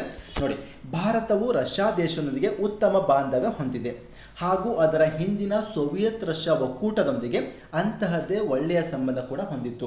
ನಮ್ಮ ಮತ್ತು ರಷ್ಯಾ ಸಂಬಂಧ, ಈಗ ನನ್ನ ದೇಶ ಭಾರತ ದೇಶ ಏನಿದೆಲ್ಲ, ನನ್ನ ಭಾರತ ದೇಶ ಮತ್ತು ರಷ್ಯಾ ದೇಶದ ಇರತಕ್ಕಂಥ ಬಾಂಧವ್ಯ ಇಂದು ನಿನ್ನೆಯದಲ್ಲ. ಇದು ಈಗ ರಷ್ಯಾ ಫಾರ್ಮ್ ಆದಮೇಲೆ ಆಗಿರ್ಬೋದು, ಅಥವಾ USSR ಅಂತ ಏನು ಕರಿತೀವಿ, ರಷ್ಯಾ ಒಕ್ಕೂಟ ಅದಲ್ಲ, ಸೋವಿಯತ್ ಒಕ್ಕೂಟ, ಆವಾಗಲೂ ಕೂಡ ನಮ್ಮ ಭಾರತ ದೇಶ ಒಳ್ಳೆ ರೀತಿಯಾಗಿರ್ತಕ್ಕಂಥ ಸಂಬಂಧ ಹೊಂದಿರತಕ್ಕಂಥದ್ದು. ಭಾರತ ಅಲಿಪ್ತ ನೀತಿ, ಎರಡನೇ ಮಹಾಯುದ್ಧ ಸಮಯದಲ್ಲಿ ಭಾರತ ಅಲಿಪ್ತ ನೀತಿ ಹೊಂದಿದ್ರೂ ಕೂಡ ಭಾರತ ಮತ್ತು ಸೋವಿಯತ್ ಒಪ್ಪಂದವು ರಾಜಕೀಯ, ಆರ್ಥಿಕ ಹಾಗೂ ಇತರ ಕ್ಷೇತ್ರಗಳಲ್ಲಿ ಉತ್ತಮವಾದ ಪ್ರಗತಿಯನ್ನು ಕಂಡಿರ್ತಕ್ಕಂಥದ್ದು. ಭಾರತ ಎರಡನೇ ಜಾಗತಿಕ ಮಹಾಯುದ್ಧದಲ್ಲಿ ಅಲಿಪ್ತ ನೀತಿ ಅನುಸರಿಸಿದೆ. ಈ ಕಡೆ ಅಮೆರಿಕ ಕೂಡ ಸಪೋರ್ಟ್ ಮಾಡಲಿಲ್ಲ, ಈ ಕಡೆ ರಷ್ಯಾ ಕೂಡ ಸಪೋರ್ಟ್ ಮಾಡಲಿಲ್ಲ. ಆದರೆ ಯಾವ ದೇಶಕ್ಕೂ ಕೂಡ ಕೆಟ್ಟ ಒಂದು ಏನಪ್ಪ ಅಂತಂದರೆ ವರ್ತಿಸಲಿಲ್ಲ ಭಾರತ. ಹೀಗಾಗಿ ಅಮೆರಿಕ ಜೊತೆ ಕೂಡ ಏನಪ್ಪ ಅಂದರೆ ಒಳ್ಳೆ ಬಾಂಧವ್ಯ ಇಟ್ಕೊಂತು, ರಷ್ಯಾ ಜೊತೆ ಕೂಡ ಒಳ್ಳೆ ಬಾಂಧವ್ಯ ಇಟ್ಕೊಂತು. ಅದೇ ರೀತಿ ಒಂದು ಒಳ್ಳೆ ಬಾಂಧವ್ಯದೊಂದಿಗೆ ರಾಜಕೀಯ, ಆರ್ಥಿಕ ಮತ್ತು ಇನ್ನಿತರ ಕ್ಷೇತ್ರಗಳಲ್ಲಿ ಉತ್ತಮ ಪ್ರಗತಿ ಕೂಡ ಸಾಧಿಸಿರ್ತಕ್ಕಂಥದ್ದು ನಮ್ಮ ಭಾರತ ದೇಶ. ನೋಡಿ, ಇಷ್ಟು 2 ಪಾಯಿಂಟ್ ಆಯ್ತು. ನೆಕ್ಸ್ಟ್ ಥರ್ಡ್ ಪಾಯಿಂಟ್ ಭಾಳ ಇಂಪಾರ್ಟೆಂಟು. ತಾಸ್ಕೆಂಟ್ 1966ರಲ್ಲಿ ತಾಸ್ಕೆಂಟ್ನಲ್ಲಿ ಭಾರತ ಪಾಕಿಸ್ತಾನಗಳ ಮಧ್ಯೆ ಒಂದು ಒಪ್ಪಂದ ಇದೆ, ತಾಸ್ಕೆಂಟ್ ಒಪ್ಪಂದ ಅಂತ. ಆ ತಾಸ್ಕೆಂಟ್ ಒಪ್ಪಂದಕ್ಕೆ ಸಹಕಾರ ಮಾಡಿರ್ತಕ್ಕಂಥ ದೇಶ ರಷ್ಯಾ ದೇಶ. ಪಾಯಿಂಟ್ ನಂಬರ್ 1 ಅರ್ಥ ಆಗಿದೆ ಅಂತ ಭಾವಿಸಿದ್ದಾನೆ. ತಾಸ್ಕೆಂಟ್ ಒಪ್ಪಂದ ಯಾವಾಗಾಯಿತು? 1966. ಯಾರ ಮಧ್ಯೆ ಆಯಿತು? ಭಾರತ ಮತ್ತು ಪಾಕಿಸ್ತಾನ. ಅದಕ್ಕೆ ಸಹಕರಿಸಿರ್ತಕ್ಕಂಥ ದೇಶ ಯಾವುದು? ರಷ್ಯಾ ದೇಶ. Point number 1. ಸೆಕೆಂಡ್ ಪಾಯಿಂಟ್, 1971ರಲ್ಲಿ ಭಾರತ ಮತ್ತು ರಷ್ಯಾ 20 ವರ್ಷಗಳ ಶಾಂತಿ, ಮೈತ್ರಿ ಹಾಗೂ ಸಹಕಾರ ಒಪ್ಪಂದಕ್ಕೆ ಸಹಿ ಹಾಕಿರ್ತಕ್ಕಂಥದ್ದು. 1966ನಲ್ಲಿ ತಾಸ್ಕೆಂಟ್ ಒಪ್ಪಂದ ಆಯಿತು ಭಾರತ ಪಾಕಿಸ್ತಾನ ಮತ್ತು ರಷ್ಯಾದ ಒಂದು ಸಹಕಾರದಿಂದಾಗಿ. ಅದೇ ರೀತಿ ಅದು ಆದಮೇಲೆ 5 ವರ್ಷಕ್ಕೆ 1971ರಾಗ ಭಾರತ ಮತ್ತು ರಷ್ಯಾ ಏನಪ್ಪ ಅಂದರೆ 20 ವರ್ಷಗಳ ಶಾಂತಿ, ಮೈತ್ರಿ ಹಾಗೂ ಸಹಕಾರ ಒಪ್ಪಂದಕ್ಕೆ ಸಹಿ ಹಾಕಿರ್ತಕ್ಕಂಥದ್ದು. ಅಲ್ಲದೆ ಭಾರತದಲ್ಲಿ ಭಿಲಾಯಿ ಮತ್ತು ಬಕಾರೋ ಅಂತಕ್ಕಂತಹ ಉಕ್ಕಿನ ಕಾರ್ಖಾನೆಗಳಿಗೆ ಸೋವಿಯತ್ ರಷ್ಯಾ ಸಹಕಾರ ಕೊಟ್ಟಿರ್ತಕ್ಕಂಥದ್ದು. ಅರ್ಥ ಆಯ್ತಾ? 4ನೇ ಪಾಯಿಂಟು, ರಾಷ್ಟ್ರದ ಕೈಗಾರಿಕೆ ಮತ್ತು ವಾಣಿಜ್ಯ ಕ್ಷೇತ್ರದ ಬೆಳವಣಿಗೆಗೆ ರಷ್ಯಾದಿಂದ ಹೆಚ್ಚಿನ ನೆರವನ್ನು ಪಡೆದಿದ್ದೀವಿ. ಅಲ್ಲದೆ ವಿಶ್ವಸಂಸ್ಥೆ ಅಂದರೆ UN ಒಂದು ಭದ್ರತಾ ಸಮಿತಿಯಲ್ಲಿ ಭಾರತಕ್ಕೆ ಖಾಯಂ ಸದಸ್ಯತ್ವ ದೊರೆಯಬೇಕೆಂದು ರಷ್ಯಾ ಪ್ರತಿಪಾದಿಸ್ತಾ ಇದೆ. ನೋಡಿ ಫ್ರೆಂಡ್ಸ್, ನಾನಿಲ್ಲಿ ಹೇಳಿದ್ದೀನಿ ಪಾಯಿಂಟ್ ನಂಬರ್ 1 ನೋಡಿ, 1, 2, 3, 4 ಈ 4 ಹೇಳಿಕೆಗಳನ್ನು ನಾನು ಹೆಂಗೆ ಹೇಳಿದ್ದೀನೋ ಹಾಗೆ ಒಯ್ದಿಟ್ಟಿದ್ದಾರಲ್ಲಿ ಮಾಡೆಲ್ ಕ್ವಶನ್ ಪೇಪರ್ನಾಗ. ಅರ್ಥ ಆಗಿದೆ ಅಂತ ಭಾವಿಸ್ತೀನಿ. ಹಾಗಾದರೆ ಈ 4 ಹೇಳಿಕೆಗಳಿಗೆ ಸರಿ ಹೊಂದುವಂತಹ ದೇಶ ಯಾವುದು? Option C, Russia is the right answer. ನೋಡಿ, ತಾಸ್ಕೆಂಟ್ ಒಪ್ಪಂದ ಭಾರತ ಮತ್ತು ಪಾಕಿಸ್ತಾನ ಮಧ್ಯೆ ಸಹಕಾರ ಮಾಡಿರ್ತಕ್ಕಂಥದ್ದು ರಷ್ಯಾ. 1971ರಾಗ ಭಾರತದೊಂದಿಗೆ 20 ವರ್ಷಗಳ ಶಾಂತಿ, ಮೈತ್ರಿ, ಸಹಕಾರ ಒಪ್ಪಂದಕ್ಕೆ ಸಹಿ ಹಾಕಿರ್ತಕ್ಕಂಥದ್ದು. ಭಾರತದಲ್ಲಿ ಭಿಲಾಯಿ ಮತ್ತು ಬೆಕಾರೋ ಉಕ್ಕಿನ ಕಾರ್ಖಾನೆಗೆ ಸಹಾಯ ಮಾಡಿರ್ತಕ್ಕಂಥದ್ದು. UN ಭದ್ರತಾ ಸಮಿತಿಯಲ್ಲಿ ಭಾರತಕ್ಕೆ ಖಾಯಂ ಸದಸ್ಯತ್ವ ದೊರಬೇಕಂತ ಪ್ರತಿಪಾದಿಸ್ತಕ್ಕಂಥ ದೇಶ ಕೂಡ ನಮ್ಗೆ ರಷ್ಯಾ ದೇಶ ಅಂತ. ಈ 4 ಪಾಯಿಂಟ್ನ ಹೆಂಗೆ ಇಟ್ಟಿದ್ದೀನೋ ಹಾಗೆ ಅಲ್ಲಿ ಡಿಟೋ ಕೊಟ್ಟಿರ್ತಕ್ಕಂಥ ಫ್ರೆಂಡ್ಸ್. ಇದು ನಾನು ಕ್ಲಾಸಲ್ಲಿ ಹೇಳಿರ್ತಕ್ಕಂಥದ್ದು. ಇದು ನೆನಪಂದ್ರೆ 1 ವಾರ ಮುಂಚೆ ಕ್ಲಾಸಲ್ಲಿ ಇದೇ ಥರ ಹೇಳಿದ್ದೆ. ಕ್ವಶನ್ ಕೂಡ ಮಾಡಲ್ ಕ್ವಶನ್ ಪೇಪರ್ನಾಗ ಇದೇ ರೀತಿ ಬಂದಿರತಕ್ಕಂಥದ್ದು. ಹಿಂಗೆ ನಾವು ಹೇಳ್ತಕ್ಕಂಥ ವಿಷಯ ಹೆಂಗಿದೆ ಅಂದರೆ ಹೊಸ ಸಿಲೆಬಸ್ ಆಮೇಲೆ ಹೊಸ ಎಕ್ಸಾಮ್ ಪ್ಯಾಟರ್ನ್ ಈ ಒಂದು ಫ್ಲೋನ್ ಬರ್ತಾ ಇದ್ದೀವಿ ನಾವು. ನೋಡಿ, ನಿಮ್ಗೆ ಆಲ್ರೆಡಿ ತಿಳಿದಿರ್ಬೇಕು. 2 ಪ್ರಶ್ನೆ ಸಾಲ್ವ್ ಮಾಡಿದಾಗ ನಿಮ್ಗೊಂಚೂರು ಅರ್ಥ ಆಗಿರ್ಬೇಕು. ನಾವು ಹೋಗ್ತಕ್ಕಂಥ ವೇ ಏನದಲ್ಲ ಬಹಳಷ್ಟು ರೈಟ್ ವೇ ಆಗಿರ್ತಕ್ಕಂಥದ್ದು ಫ್ರೆಂಡ್ಸ್. ಬರೀ ಇಷ್ಟೇ ಅಲ್ಲ, ಇನ್ನೂ ಬಹಳಷ್ಟು ಕ್ರಾಂತಿ ಮಾಡಬೇಕಂತ ಇದ್ದೀವಿ. ಬರೀ ಮಾಡಲ್ ಕ್ವಶನ್ ಪೇಪರ್ ಅಲ್ಲ, ನಾವು ಹೇಳ್ತಕ್ಕಂಥ ಪ್ರಶ್ನೆಗಳು ಡೈರೆಕ್ಟ್ ಮೇನ್ ಎಕ್ಸಾಮ್ನಾಗೆ ಬರಬೇಕು. ಆ ರೀತಿ ಕೂಡ ಗೆಸ್ಟ್ ಕ್ವಶನ್ ಕೊಡ್ತಾ ಇದ್ದೀವಿ. ಸೊ ಹೀಗಾಗಿ ಇದರ ಒಂದು ಲಾಭ ನೀವು ಪಡಿಬೇಕಾಗಿದ್ರೆ ನೀವು ನಮ್ಮ ಆನ್ಲೈನ್ ಕ್ಲಾಸಸ್ಗಳಿಗೆ ಜಾಯ್ನ್ ಆಗಬೇಕಾಗ್ತದೆ. ನೆಕ್ಸ್ಟ್ ಥರ್ಡ್ ಪ್ರಶ್ನೆ ಬರ್ತೀನಿ ನಾನು. ಕೆಲವೊಂದು ಕಡೆ ಕಾಲಮ್ ಎ, ಕಾಲಮ್ ಬಿ ಮಾಡಿದ್ದಾರೆ. ಇದೊಂದು ಕಾಲಮು, ಇದೊಂದು ಕಾಲಮ್. ಒಂದು ಕಡೆ ವಿಶ್ವಸಂಸ್ಥೆಯ ಆಶ್ರಯದಾಗಿರ್ತಕ್ಕಂತಹ ವಿವಿಧ ಸಂಘ ಸಂಸ್ಥೆಗಳು ಮತ್ತು ಅವುಗಳ ಕೇಂದ್ರ ಕಚೇರಿಯನ್ನು ಕೊಟ್ಟಿರ್ತಕ್ಕಂಥದ್ದು. ಅಲ್ಲಿ ಏನಪ್ಪ ಅಂದರೆ 4 ವಿಶ್ವಸಂಸ್ಥೆಯ ಆಶ್ರಯಿತ ಸಂಘ ಸಂಸ್ಥೆ ಕೊಟ್ಟಿದ್ದಾರೆ. ಈ ಕಡೆ 4 ಅವುಗಳ ಕೇಂದ್ರ ಕಚೇರಿ ಕೊಟ್ಟಿರ್ತಕ್ಕಂಥದ್ದು. 3 ಸರಿ ಇದ್ದಾವೆ, 1 ತಪ್ಪಿದೆ. ಅದು ಯಾವುದು ಅಂತ ಫೈಂಡ್ ಔಟ್ ಮಾಡಬೇಕು ನಾವಿಲ್ಲಿ. ನಾವು ಇದಕ್ಕಿಂತ ಮುಂಚಿತವಾಗಿ ನಾನು ಕ್ಲಾಸಲ್ಲಿ ಹೆಂಗೆ ಹೇಳಿದ್ದೆ, ಒಂದು ಏನಪ್ಪ ಅಂದರೆ ಒಂದೇ ಸ್ಲೈಡಲ್ಲಿ ಯಾವ ರೀತಿ ಆಲ್ರೆಡಿ ಸ್ಲೈಡ್ ಬಗ್ಗೆ ಒಂದೊಂದು, ಈಗ ಸಪೋಸ್ ಎಕ್ಸಾಂಪಲ್ ಆಹಾರ ಮತ್ತು ಕೃಷಿ ಸಂಸ್ಥೆ ಅಂದರೆ ಏನು, ಯಾವಾಗ ಸ್ಟಾರ್ಟ್ ಆಯಿತು, ಹೆಡ್ ಕ್ವಾರ್ಟರ್ ಏನು, ಅದ್ರ ಉದ್ದೇಶ ಏನು, ಕಾರ್ಯಗಳೇನು, ಸಾಧನೆ ಏನು, ಅದ್ರ ಬಗ್ಗೆ ಇನ್ ಡೀಟೇಲ್ ಆಗಿ ಒಂದು 2 ಸ್ಲೈಡ್ ಮಾಡಿದ್ದೀನಿ ನಾನು. ಬಟ್ ಕೊನೆಗೆ ಒಂದು ಸ್ಲೈಡ್ ಹೆಂಗೆ ಮಾಡಿದ್ದೆ ಅಂದರೆ ಪ್ರಮುಖವಾಗಿರ್ತಕ್ಕಂಥ ಸಂಘ ಸಂಸ್ಥೆಗಳು ಮತ್ತು ಅವುಗಳ ಕೇಂದ್ರ ಕಚೇರಿಗಳು ಅಂತ ಸಪ್ರೇಟ್ ಆಗಿರ್ತಕ್ಕಂಥ ಒಂದು ಸ್ಲೈಡ್ ಮಾಡ್ಕೊಂಡಿದ್ದೆ. ಸೇಮ್ ಅದರಲ್ಲೇ ಬಂದಿರತಕ್ಕಂಥದ್ದು. ನೋಡಿ ಫ್ರೆಂಡ್ಸ್, ಫಸ್ಟಿಗೆ ಹೇಳ್ತೀನಿ, FAO food and agriculture organisation. ಇದ್ರ ಹೆಡ್ ಕ್ವಾರ್ಟರ್ ಎಲ್ಲದ ಈಗ ಇಟಾಲಿಯರು. ನಾ ಈ ಸ್ಲೈಡ್ ಹಿಂಗೆ ಇಟ್ಟು ಪಾಠ ಬೋಧನೆ ಮಾಡಿದ್ದಾನೆ. ಆ್ಯಕ್ಚುಲಿ ವಿಶ್ವಸಂಸ್ಥೆಯ ಅಂಗಸಂಸ್ಥೆಗಳು ಮತ್ತು ಅವುಗಳ ಪ್ರಧಾನ ಅಥವಾ ಕೇಂದ್ರ ಕಚೇರಿಗಳಂತ ಇಟ್ಟಿದ್ದೆ. ಫುಡ್ ಆ್ಯಂಡ್ ಅಗ್ರಿಕಲ್ಚರ್ ಆರ್ಗನೈಜೇಷನ್ ಏನದಲ್ಲ ಅದರ ಹೆಡ್ ಕ್ವಾರ್ಟರ್ ಅದು ಇಟಾಲಿಯರು, ಅಂದರೆ ಕೃಷಿ ಮತ್ತು ಆಹಾರ ಸಂಸ್ಥೆ ಅಂತ. ನೆಕ್ಸ್ಟ್ ಯುನೆಸ್ಕೋ ಫ್ರಾನ್ಸಿನ ಪ್ಯಾರಿಸ್ನಾಗದ, ಯುನಿಸೆಫ್ ಅಮೆರಿಕದ ನ್ಯೂಯಾರ್ಕ್, IMF ಅಮೆರಿಕದ ವಾಷಿಂಗ್ಟನ್, IBRD ಅಮೆರಿಕದ ವಾಷಿಂಗ್ಟನ್, WB ವರ್ಲ್ಡ್ ಬ್ಯಾಂಕ್, ಅಮೆರಿಕದ ವಾಷಿಂಗ್ಟನ್. ನಾನು ಈ 3 ಹೇಳಬೇಕಾದ್ರೂ ಕೂಡ ಹೇಳಿದ್ದೆ, ಏನು ಫೈನಾನ್ಸ್ ಅದಲ್ಲ, ಏನು ಹಣಕಾಸು ಅದಲ್ಲ, ಎಲ್ಲವೂ ಅಮೇರಿಕದ ವಾಷಿಂಗ್ಟನ್ಗೆ ಇರ್ತಕ್ಕಂಥದ್ದು. IMF ಆಗಿರ್ಬೋದು, IBRD ಆಗಿರ್ಬೋದು, ವರ್ಲ್ಡ್ ಬ್ಯಾಂಕ್ ಆಗಿರ್ಬೋದು, ಎಲ್ಲದ ಅಮೇರಿಕದ ವಾಷಿಂಗ್ಟನ್ನಾಗೆ ಅದಂತಲೂ ಕೂಡ ಕ್ಲಿಯರಾಗಿ ಹೇಳಿದ್ದೆ ನಾನು.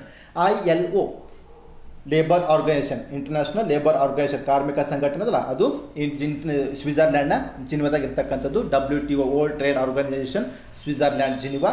WHO world health organisation, Switzerland Geneva. ಇವು 3 ಕೂಡ ಜಿನಿವಾದಾಗ. WTO, WHO ಇವೇನು ಓ ಬರ್ತಾವಲ್ಲ, ಇವು 3 ಜಿನಿವಾ ಅಂತಲೂ ಕೂಡ ನಾವು ಒಂದ್ಸಲ ಟ್ರಿಕ್ಕಿಯಾಗಿ ಹೇಳ್ಕೊಂಡು ಹೋಗಿದ್ದೆ. ಈ ಒಂದು ಸ್ಲೈಡ್ ನೋಡಿದ್ಮೇಲೆ ಈ ಪ್ರಶ್ನೆಗೆ ಉತ್ತರ ಬಿಡಿಸೋಣ ಈಗ. ಆಹಾರ ಮತ್ತು ಕೃಷಿ ಸಂಸ್ಥೆ, ಫುಡ್ ಆ್ಯಂಡ್ ಅಗ್ರಿಕಲ್ಚರ್ ಆರ್ಗನೈಸೇಷನ್ ಅಂತ ಹೇಳ್ತೀವಿ ನಾವು. ಫುಡ್ ಆ್ಯಂಡ್ ಅಗ್ರಿಕಲ್ಚರ್ ಆರ್ಗನೈಸೇಷನ್ ಅಂತ ಹೇಳ್ತೀವಿ. ಎಲ್ಲಿ ಹೇಳಿದ್ದು ನಾನು? ರೋಮ್ ಅಂತ ಹೇಳಿದೆ, ಇಟಲಿಯ ರೋಮ್ ಕರೆಕ್ಟಾಗಿದೆ. ವಿಶ್ವ ಆರೋಗ್ಯ ಸಂಸ್ಥೆ ನೋಡ್ರಿ, WTO, WHO, ILO ಎಲ್ಲಂತ ಹೇಳಿದ? ಸ್ವಿಟ್ಜರ್ಲ್ಯಾಂಡ್ ಜಿನಿವಾ ಅಂತ ಹೇಳಿದ್ದ. UNESCO Paris. IBRD ಹಣಕಾಸು ಸಂಬಂಧಪಟ್ಟಂತೆ ಎಲ್ಲಿ ಹೇಳಿದೆ ನಾನು? ಅಮೇರಿಕದ ವಾಷಿಂಗ್ಟನ್. ಹಾಗಾದ್ರೆ IBRD ಎಲ್ಲದ? ಅಮೇರಿಕದ ವಾಷಿಂಗ್ಟನ್ನಾಗದ. ನೆದರ್ಲ್ಯಾಂಡ್ದ ಹೇಗದಾಗಿಲ್ಲ. ನೆದರ್ಲ್ಯಾಂಡ್ದ ಹೇಗದಾಗಿರ್ತಕ್ಕಂಥದ್ದು ಅಂತಾರಾಷ್ಟ್ರೀಯ ನ್ಯಾಯಾಲಯ. ಸೊ ಹೀಗಾಗಿ ABC 3 ಸರಿಯಾಗಿದ್ದಾವ. D ಒಂದು ತಪ್ಪಾಗಿರ್ತಕ್ಕಂಥದ್ದು. ಇಲ್ಲಿ ತಪ್ಪಾದ ಜೋಡಿಯನ್ನು ಆರಿಸಿ ಅಂತ ಹೇಳಿದಾನ. ಸೊ ತಪ್ಪಾದ ಜೋಡಿ ಯಾವುದು? Option D. ನೆಕ್ಸ್ಟ್ ಪ್ರಶ್ನೆ ಹೋಗೋಣ ಫ್ರೆಂಡ್ಸ್. ಈ ಕೆಳಗಿನ ಹೇಳಿಕೆಗಳನ್ನು ಓದಿರಿ, ಆಮೇಲೆ ಆ ಹೇಳಿಕೆಗೆ ಸಂಬಂಧಿಸಿರ್ತಕ್ಕಂಥ ಸರಿಯಾದ ಉತ್ತರವನ್ನು ಆಯ್ಕೆ ಮಾಡಬೇಕು. ಎ ಸ್ಟೇಟ್ಮೆಂಟ್ ಏನು ಹೇಳ್ತದೆ ಇಲ್ಲಿ? ಹೇಳಿಕೆ 45ನೇ ವಿಧಿ 6 ವರ್ಷದ ಒಳಗಿನ ಎಲ್ಲ ಮಕ್ಕಳ ಶೈಶವಾವಸ್ಥೆಯ ರಕ್ಷಣೆ, ಶೈಕ್ಷಣಿಕ ಅವಕಾಶವನ್ನು ತಿಳಿಸ್ತಕ್ಕಂಥದ್ದು. ಬಿ ಸಂವಿಧಾನದ ಪರಿಚ್ಛೇದ 19 ವಾಕ್ ಮತ್ತು ಅಭಿವ್ಯಕ್ತಿ ಸ್ವಾತಂತ್ರ್ಯದ ಹಕ್ಕು ಪ್ರತಿಯೊಬ್ಬರ ಮೂಲಭೂತ ಹಕ್ಕಾಗಿದೆ ಎಂದು ಸಾರುತ್ತದೆ. ಸಿ 29ನೇ ವಿಧಿ ಅಲ್ಪಸಂಖ್ಯಾತರ ಸಾಂಸ್ಕೃತಿಕ ಹಕ್ಕುಗಳಿಗೆ ರಕ್ಷಣೆ ನೀಡುತ್ತದೆ. ಡಿ 35ನೇ ವಿಧಿ ಅಲ್ಪಸಂಖ್ಯಾತರು ಶೈಕ್ಷಣಿಕ ಸಂಸ್ಥೆಗಳನ್ನು ಸ್ಥಾಪಿಸಲು ವಿಶೇಷ ಅವಕಾಶ ನೀಡಿರತಕ್ಕಂಥದ್ದು. ಸರಿಯಾದ ಉತ್ತರ ಆಯ್ಕೆ ಮಾಡಬೇಕು. ಆಪ್ಷನ್ ಎ ಇದೆ. 1ನೇ ಆಪ್ಷನ್ಸು ಎ ಮತ್ತು ಬಿ, 2ನೇದು ಬಿ ಮತ್ತು ಸಿ, 3ನೇದು ಎ ಮತ್ತು ಡಿ, 4ನೇದು ಎ ಬಿ ಮತ್ತು ಸಿ ಅಂತ ಕೊಟ್ಟಿದ್ದಾರೆ. ಫ್ರೆಂಡ್ಸ್, ಈ ಒಂದು ಪ್ರಶ್ನೆಗೆ ಉತ್ತರ ಸಿಗುತ್ತಾ ಮುಂಚಿತವಾಗಿ ನನ್ನ ಕ್ಲಾಸಲ್ಲಿ ಏನು ಹೇಳಿದ್ದೆ, ಯಾವ ರೀತಿ ಹೇಳಿದ್ದೆ, ಅದೇ ಕ್ವಶನ್ ಹೆಂಗೆ ಬಂದಿದೆ ನೋಡ್ಕೊಂಬರೋಣ ಒಂಚೂರು ನೋಡಿ. ಆರ್ಟಿಕಲ್ 45 ಏನು ಹೇಳ್ತದೆ? ಆರ್ಟಿಕಲ್ 45 6 ವರ್ಷದೊಳಗಿನ ಎಲ್ಲ ಮಕ್ಕಳಿಗೆ ಬಾಲ್ಯ ಪೋಷಣೆ ಮತ್ತು ಶಾಲಾ ಪೂರ್ವ ಶಿಕ್ಷಣ ನೀಡಿಕೆ. ಇದೇ ಸ್ಟೇಟ್ಮೆಂಟ್ ಹೆಂಗದ ಹಾಗೆ ಎತ್ತಿಟ್ಟಿದ್ದ ನಾವು. 6 ವರ್ಷದೊಳಗಿರ್ತಕ್ಕಂತಹ ಪ್ರತಿಯೊಂದು ಮಗುವಿಗೆ ಏನು ಮಾಡಬೇಕು? ಬಾಲ್ಯ ಪೋಷಣೆ ಸಿಗಬೇಕು. ಅದೇ ರೀತಿ ಶಾಲಾ ಪೂರ್ವ ಶಿಕ್ಷಣ ಕೊಡಬೇಕು ಅಂತಕ್ಕಂಥದ್ದನ್ನು ಆರ್ಟಿಕಲ್ 45 ತಿಳಿಸ್ತಕ್ಕಂಥದ್ದು. ಆರ್ಟಿಕಲ್ 45 ಇದು ರಾಜ್ಯ ನೀತಿ ನಿರ್ದೇಶಕ ತತ್ವಗಳಲ್ಲಿ ಇರ್ತಕ್ಕಂತಹ ಉದಾರವಾದಿ ತತ್ವಗಳಲ್ಲಿ ಬರ್ತಕ್ಕಂಥ ಒಂದು ವಿಧಿ ಆಗಿರ್ತಕ್ಕಂಥ. ಆರ್ಟಿಕಲ್ 45 ಬಗ್ಗೆ ಗೊತ್ತಾಯ್ತು. ಈಗ ಏನು ಹೇಳ್ತದೆ ಆರ್ಟಿಕಲ್ 45?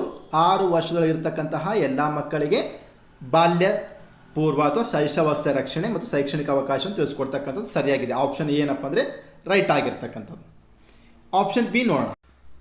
ಆಪ್ಷನ್ ಬಿ ಹೆಂಗೆ ಹೇಳಿದಪ್ಪ ಅಂದ್ರೆ ಸ್ವಾತಂತ್ರ್ಯದ ಹಕ್ಕು. ನಮ್ಮ ಮೂಲಭೂತ ಹಕ್ಕುಗಳಲ್ಲಿ 2ನೇ ವಿಧದ ಹಕ್ಕು ಯಾವುದು? ಸ್ವಾತಂತ್ರ್ಯದ ಹಕ್ಕು. ಸ್ವಾತಂತ್ರ್ಯದ ಹಕ್ಕಿನ ಕುರಿತು ತಿಳಿಸುವಂಥ ವಿಧಿಗಳು ವಿಧಿ 19ರಿಂದ ವಿಧಿ 22. ಈ ವಿಧಿ 19 ಏನು ಹೇಳ್ತಪ್ಪ ಅಂತಂದರೆ ಭಾರತೀಯ ಪೌರರಿಗೆ 6, ಮೊದಲು 7 ಇದ್ದಿದ್ವು, ಈಗ 6 ಇದ್ದಾವೆ. 6 ವಿಧದ ಸ್ವಾತಂತ್ರ್ಯವನ್ನು ಕಲ್ಪಿಸಿಕೊಟ್ಟಿರ್ತಕ್ಕಂಥದ್ದು. ಅದರಾಗ 1ನೇದು ಯಾವುದು? ವಾಕ್ ಅಥವಾ ಮಾತನಾಡುವ ಮತ್ತು ಅಭಿವ್ಯಕ್ತಿ ಸ್ವಾತಂತ್ರ್ಯವನ್ನು ನೀಡಿರ್ತಕ್ಕಂಥದ್ದು. ನೋಡಿ ಆಪ್ಷನ್ ಏನು ನೋಡ್ಕೊಂಬರೋಣ.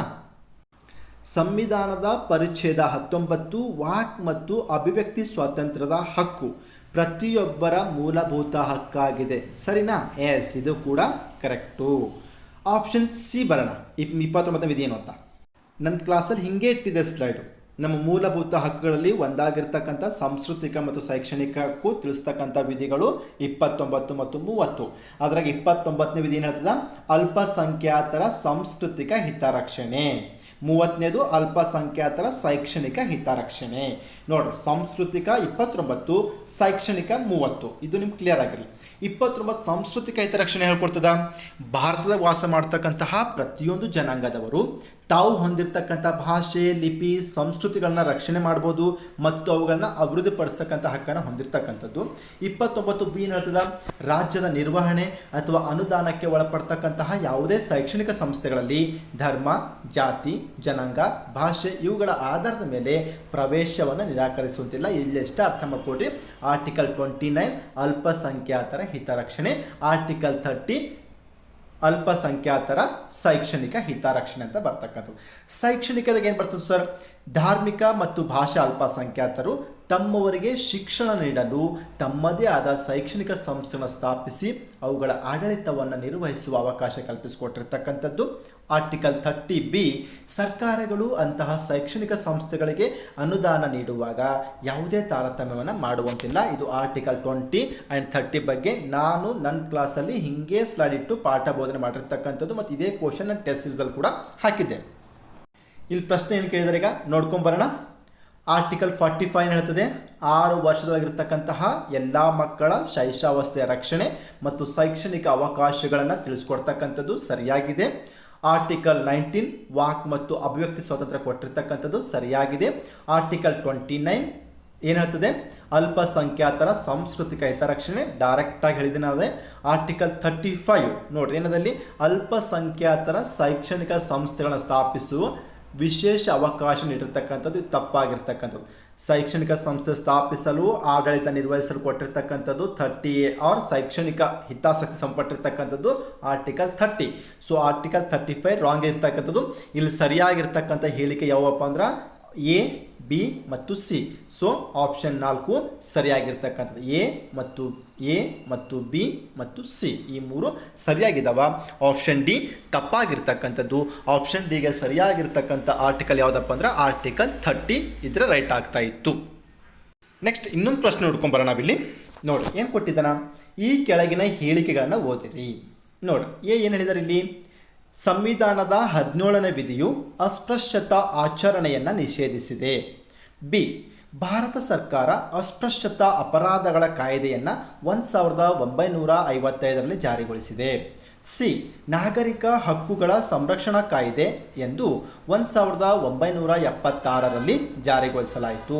ಡಿ, 1989ರ ಶಾಸನವು ಅಸ್ಪೃಶ್ಯತೆಯ ನಿರ್ಮೂಲನೆ ಕುರಿತ ವಿಶೇಷ ಜವಾಬ್ದಾರಿಗಳನ್ನು ರಾಜ್ಯ ಸರ್ಕಾರ ವಹಿಸಿಕೊಟ್ಟಿರ್ತಕ್ಕಂಥದ್ದು. ಸರಿಯಾದ ಉತ್ತರ 1ನೇದು ಎ ಮತ್ತು ಬಿ, 2ನೇದು ಬಿ ಮತ್ತು ಸಿ, 3ನೇದು ಎ ಮತ್ತು ಡಿ, 4ನೇದು A, B, C and D ಅಂತ ಕೊಟ್ಟಿದ್ದಾರೆ. ಫ್ರೆಂಡ್ಸ್, ಇದಕ್ಕೆ ಉತ್ತರ ಮಾಡೋಕ್ಕಿಂತ ಮುಂಚಿತವಾಗಿ ನಾನು ನನ್ನ ಕ್ಲಾಸಲ್ಲಿ ಯಾವ ರೀತಿಯಾಗಿ ಹೇಳಿದ್ದೆ, ಇಲ್ಲಿ ಕ್ವಶನ್ ಹೆಂಗೆ ಬಂದಂತ ನೋಡ್ಕೊಂಬರೋಣ. ನಿಮ್ಗೆ ಕೆಲವೊಂದು ಸಲ ಆಶ್ಚರ್ಯ ಆಗ್ಬೋದೇನೋ, ಬಟ್ ಆಶ್ಚರ್ಯ ಆದರೂ ಇದು ಸತ್ಯ. ನೋಡಿ ಏನು ಹೇಳಿದ್ದೆ ನಾನು? ಆರ್ಟಿಕಲ್ 17 ಅಸ್ಪೃಶ್ಯತಾ ನಿವಾರಣೆ ಅಥವಾ ಅಸ್ಪೃಶ್ಯತಾ ಆಚರಣೆ ಮತ್ತು ಆಚರಣೆಗೆ ಪ್ರೋತ್ಸಾಹ ನೀಡುವುದು ಶಿಕ್ಷಾರ್ಹ ಅಪರಾಧ. ಅಸ್ಪೃಶ್ಯತೆ ನಿವಾರಣೆ ಮಾಡಬೇಕು, ಅದು ನಮ್ಮೆಲ್ಲರ ಕರ್ತವ್ಯ.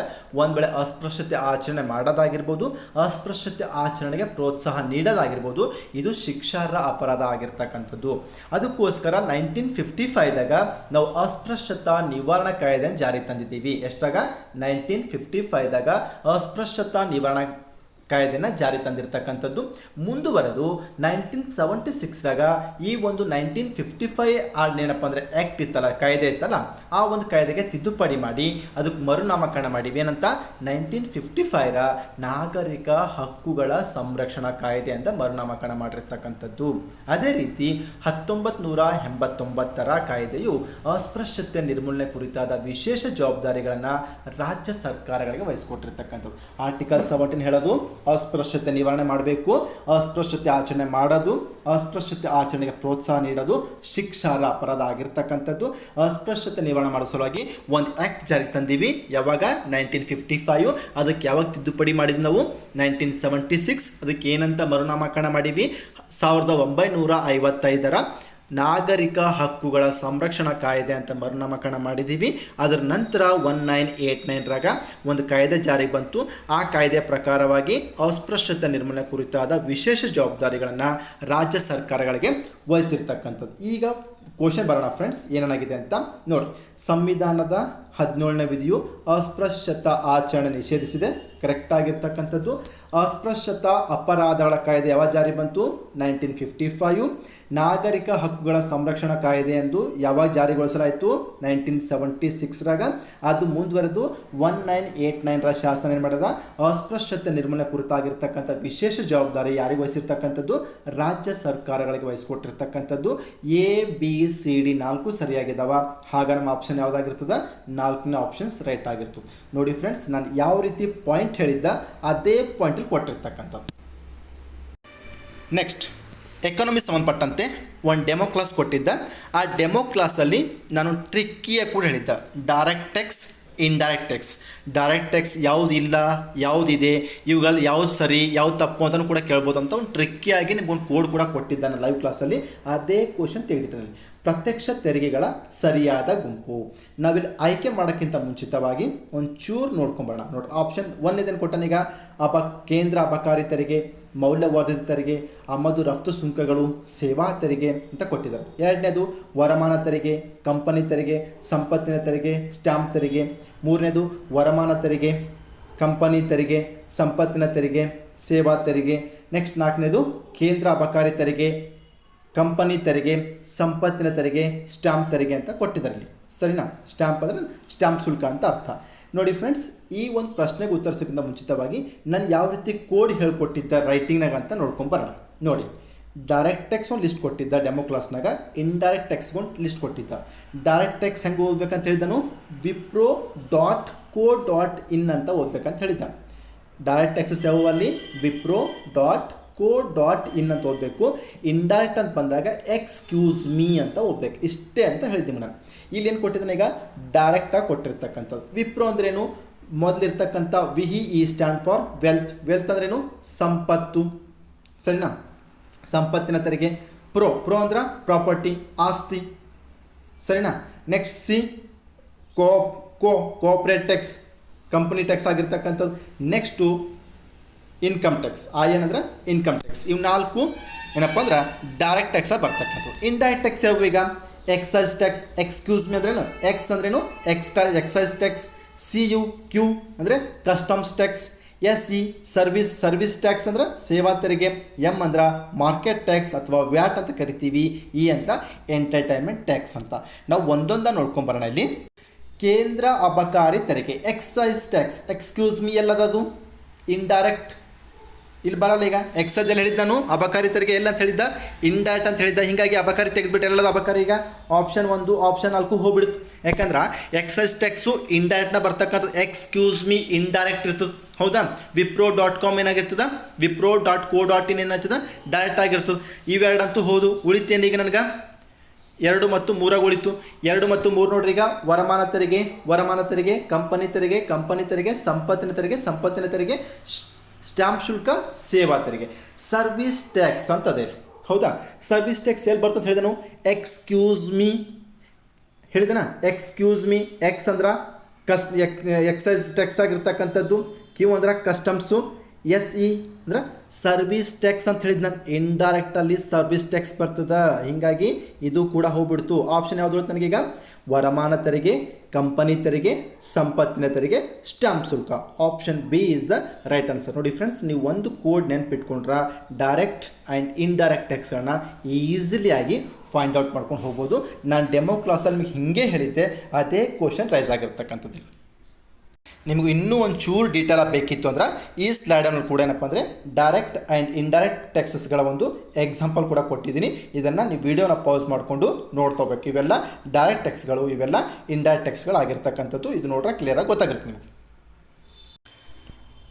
ಇವು ನಾನು ಪಾಠ ಬೋಧನೆ ಮಾಡಿರುವಂತಹ ಮತ್ತು ನಾನು ಮಾಕ್ ಟೆಸ್ಟಲ್ಲಿ ಕೊಟ್ಟಿರ್ತಕ್ಕಂತಹ ಒಂದಿಷ್ಟು ಪ್ರಶ್ನೆಗಳು ಯಾವ ರೀತಿ ರೈಸ್ ಆಗಿದ್ದಾವೆ ಮಾಡೆಲ್ ಕ್ವಶನ್ ಪೇಪರ್ನಾಗ ಅಂತಕ್ಕಂಥ ಬಹು ಆಯ್ಕೆ ಆಧಾರಿತವಾಗಿರ್ತಕ್ಕಂಥ ಪ್ರಶ್ನೆಗಳ ವಿಶ್ಲೇಷಣೆ ತಿಳಿತಾ. ನೆಕ್ಸ್ಟ್ ಒಂದು 2-3 ಪ್ರಶ್ನೆ ಏನು ಮಾಡ್ತೀನಿ ನಾನೀಗ ಡಿಸ್ಕ್ರಿಪ್ಟಿವ್ ಆಗಿ ಅಂದರೆ ವಿವರಣಾತ್ಮಕವಾಗಿರ್ತಕ್ಕಂತಹ ಒಂದು ಪ್ರಶ್ನೆಗಳು ಯಾವ ರೀತಿ ನಾನು ಕೊಟ್ಟಿದ್ದ, ಯಾವ ರೀತಿ ಪ್ರಶ್ನೆ ರೈಸ್ ಆಗಿದೆ ಅಂತಕ್ಕಂಥದ್ದು. ಅದೇ ರೀತಿ ನಾವು ಡಿಸ್ಕ್ರಿಪ್ಟಿವ್ ವಾಕ್ಯಗಳು ಮೊದಲು ಹೆಂಗಿತ್ತು? 2-3 ವಾಕ್ಯ ಆಗಿರ್ಬೋದು, 3-4 ವಾಕ್ಯ ಆಗಿರ್ಬೋದು, 4-5 ವಾಕ್ಯ ಆಗಿರ್ಬೋದು. ಈ ರೀತಿ 2 ಅಂಕ 3 ಅಂಕ ಕೇಳಿದ್ದ. ಬಟ್ ಈಗ ಸ್ವಲ್ಪ ಪ್ಯಾಟರ್ನ್ ಚೇಂಜ್ ಮಾಡಿದ್ದಾನೆ. ಪ್ಯಾಟರ್ನ್ ಚೇಂಜ್ ನಥಿಂಗ್ ಬಟ್ ವಾಕ್ಯ ಬದಲಾಗಿ ಪದ ಕೊಟ್ಟಿದ್ದಾನೆ.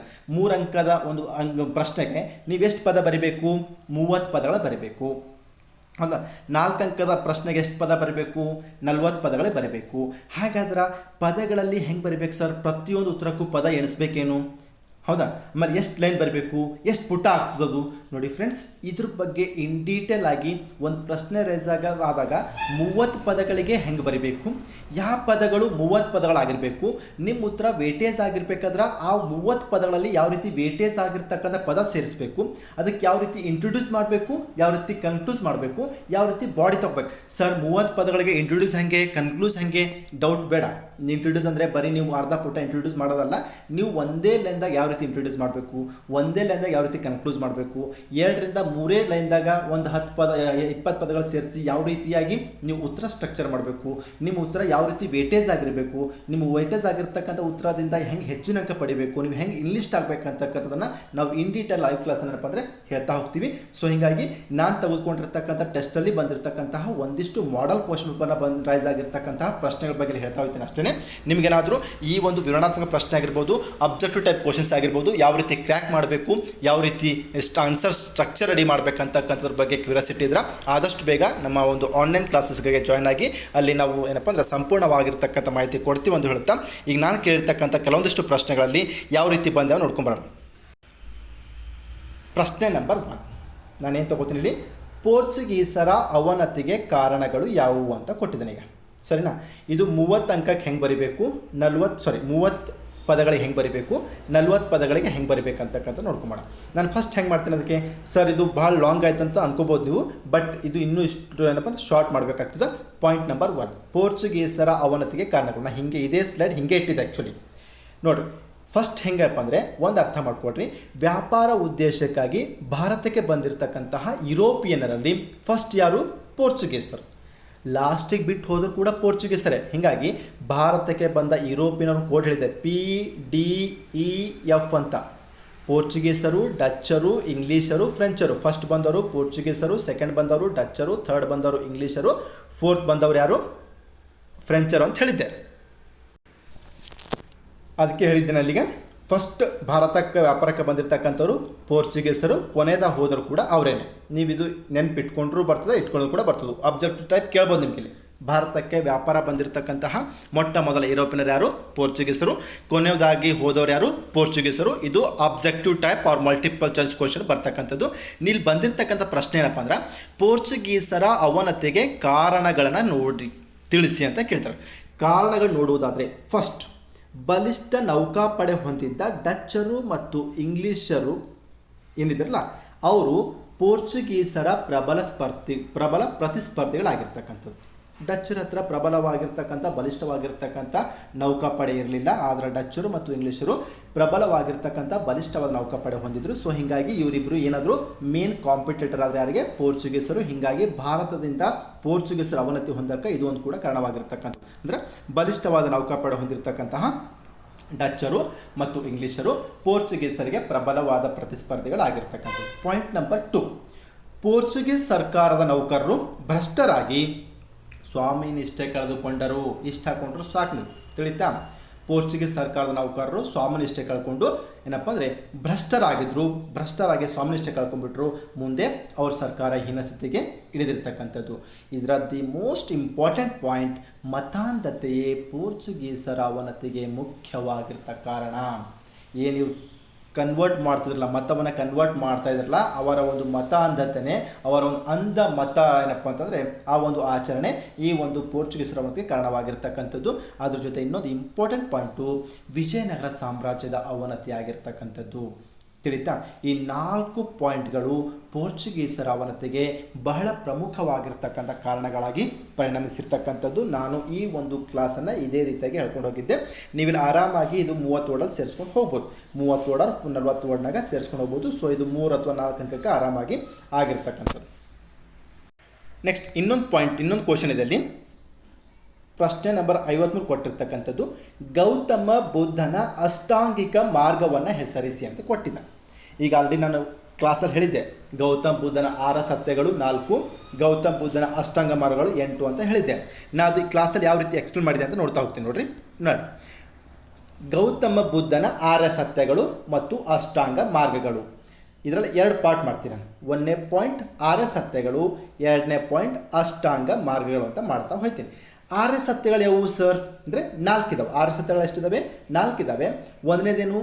ಜಗತ್ತು ದುಃಖದಿಂದ ಕೂಡಿದೆ. ಜಗತ್ತು ಹೆಂಗದ? ದುಃಖದಿಂದ ಕೂಡಿರ್ತಕ್ಕಂಥದ್ದು. ಆ ದುಃಖಕ್ಕೆ ಮೂಲ ಕಾರಣ ಏನು? ಆಸೆಯೇ ದುಃಖಕ್ಕೆ ಮೂಲ ಕಾರಣ. ಏನು ಮಾಡ್ಬೇಕು ಅದಕ್ಕೆ?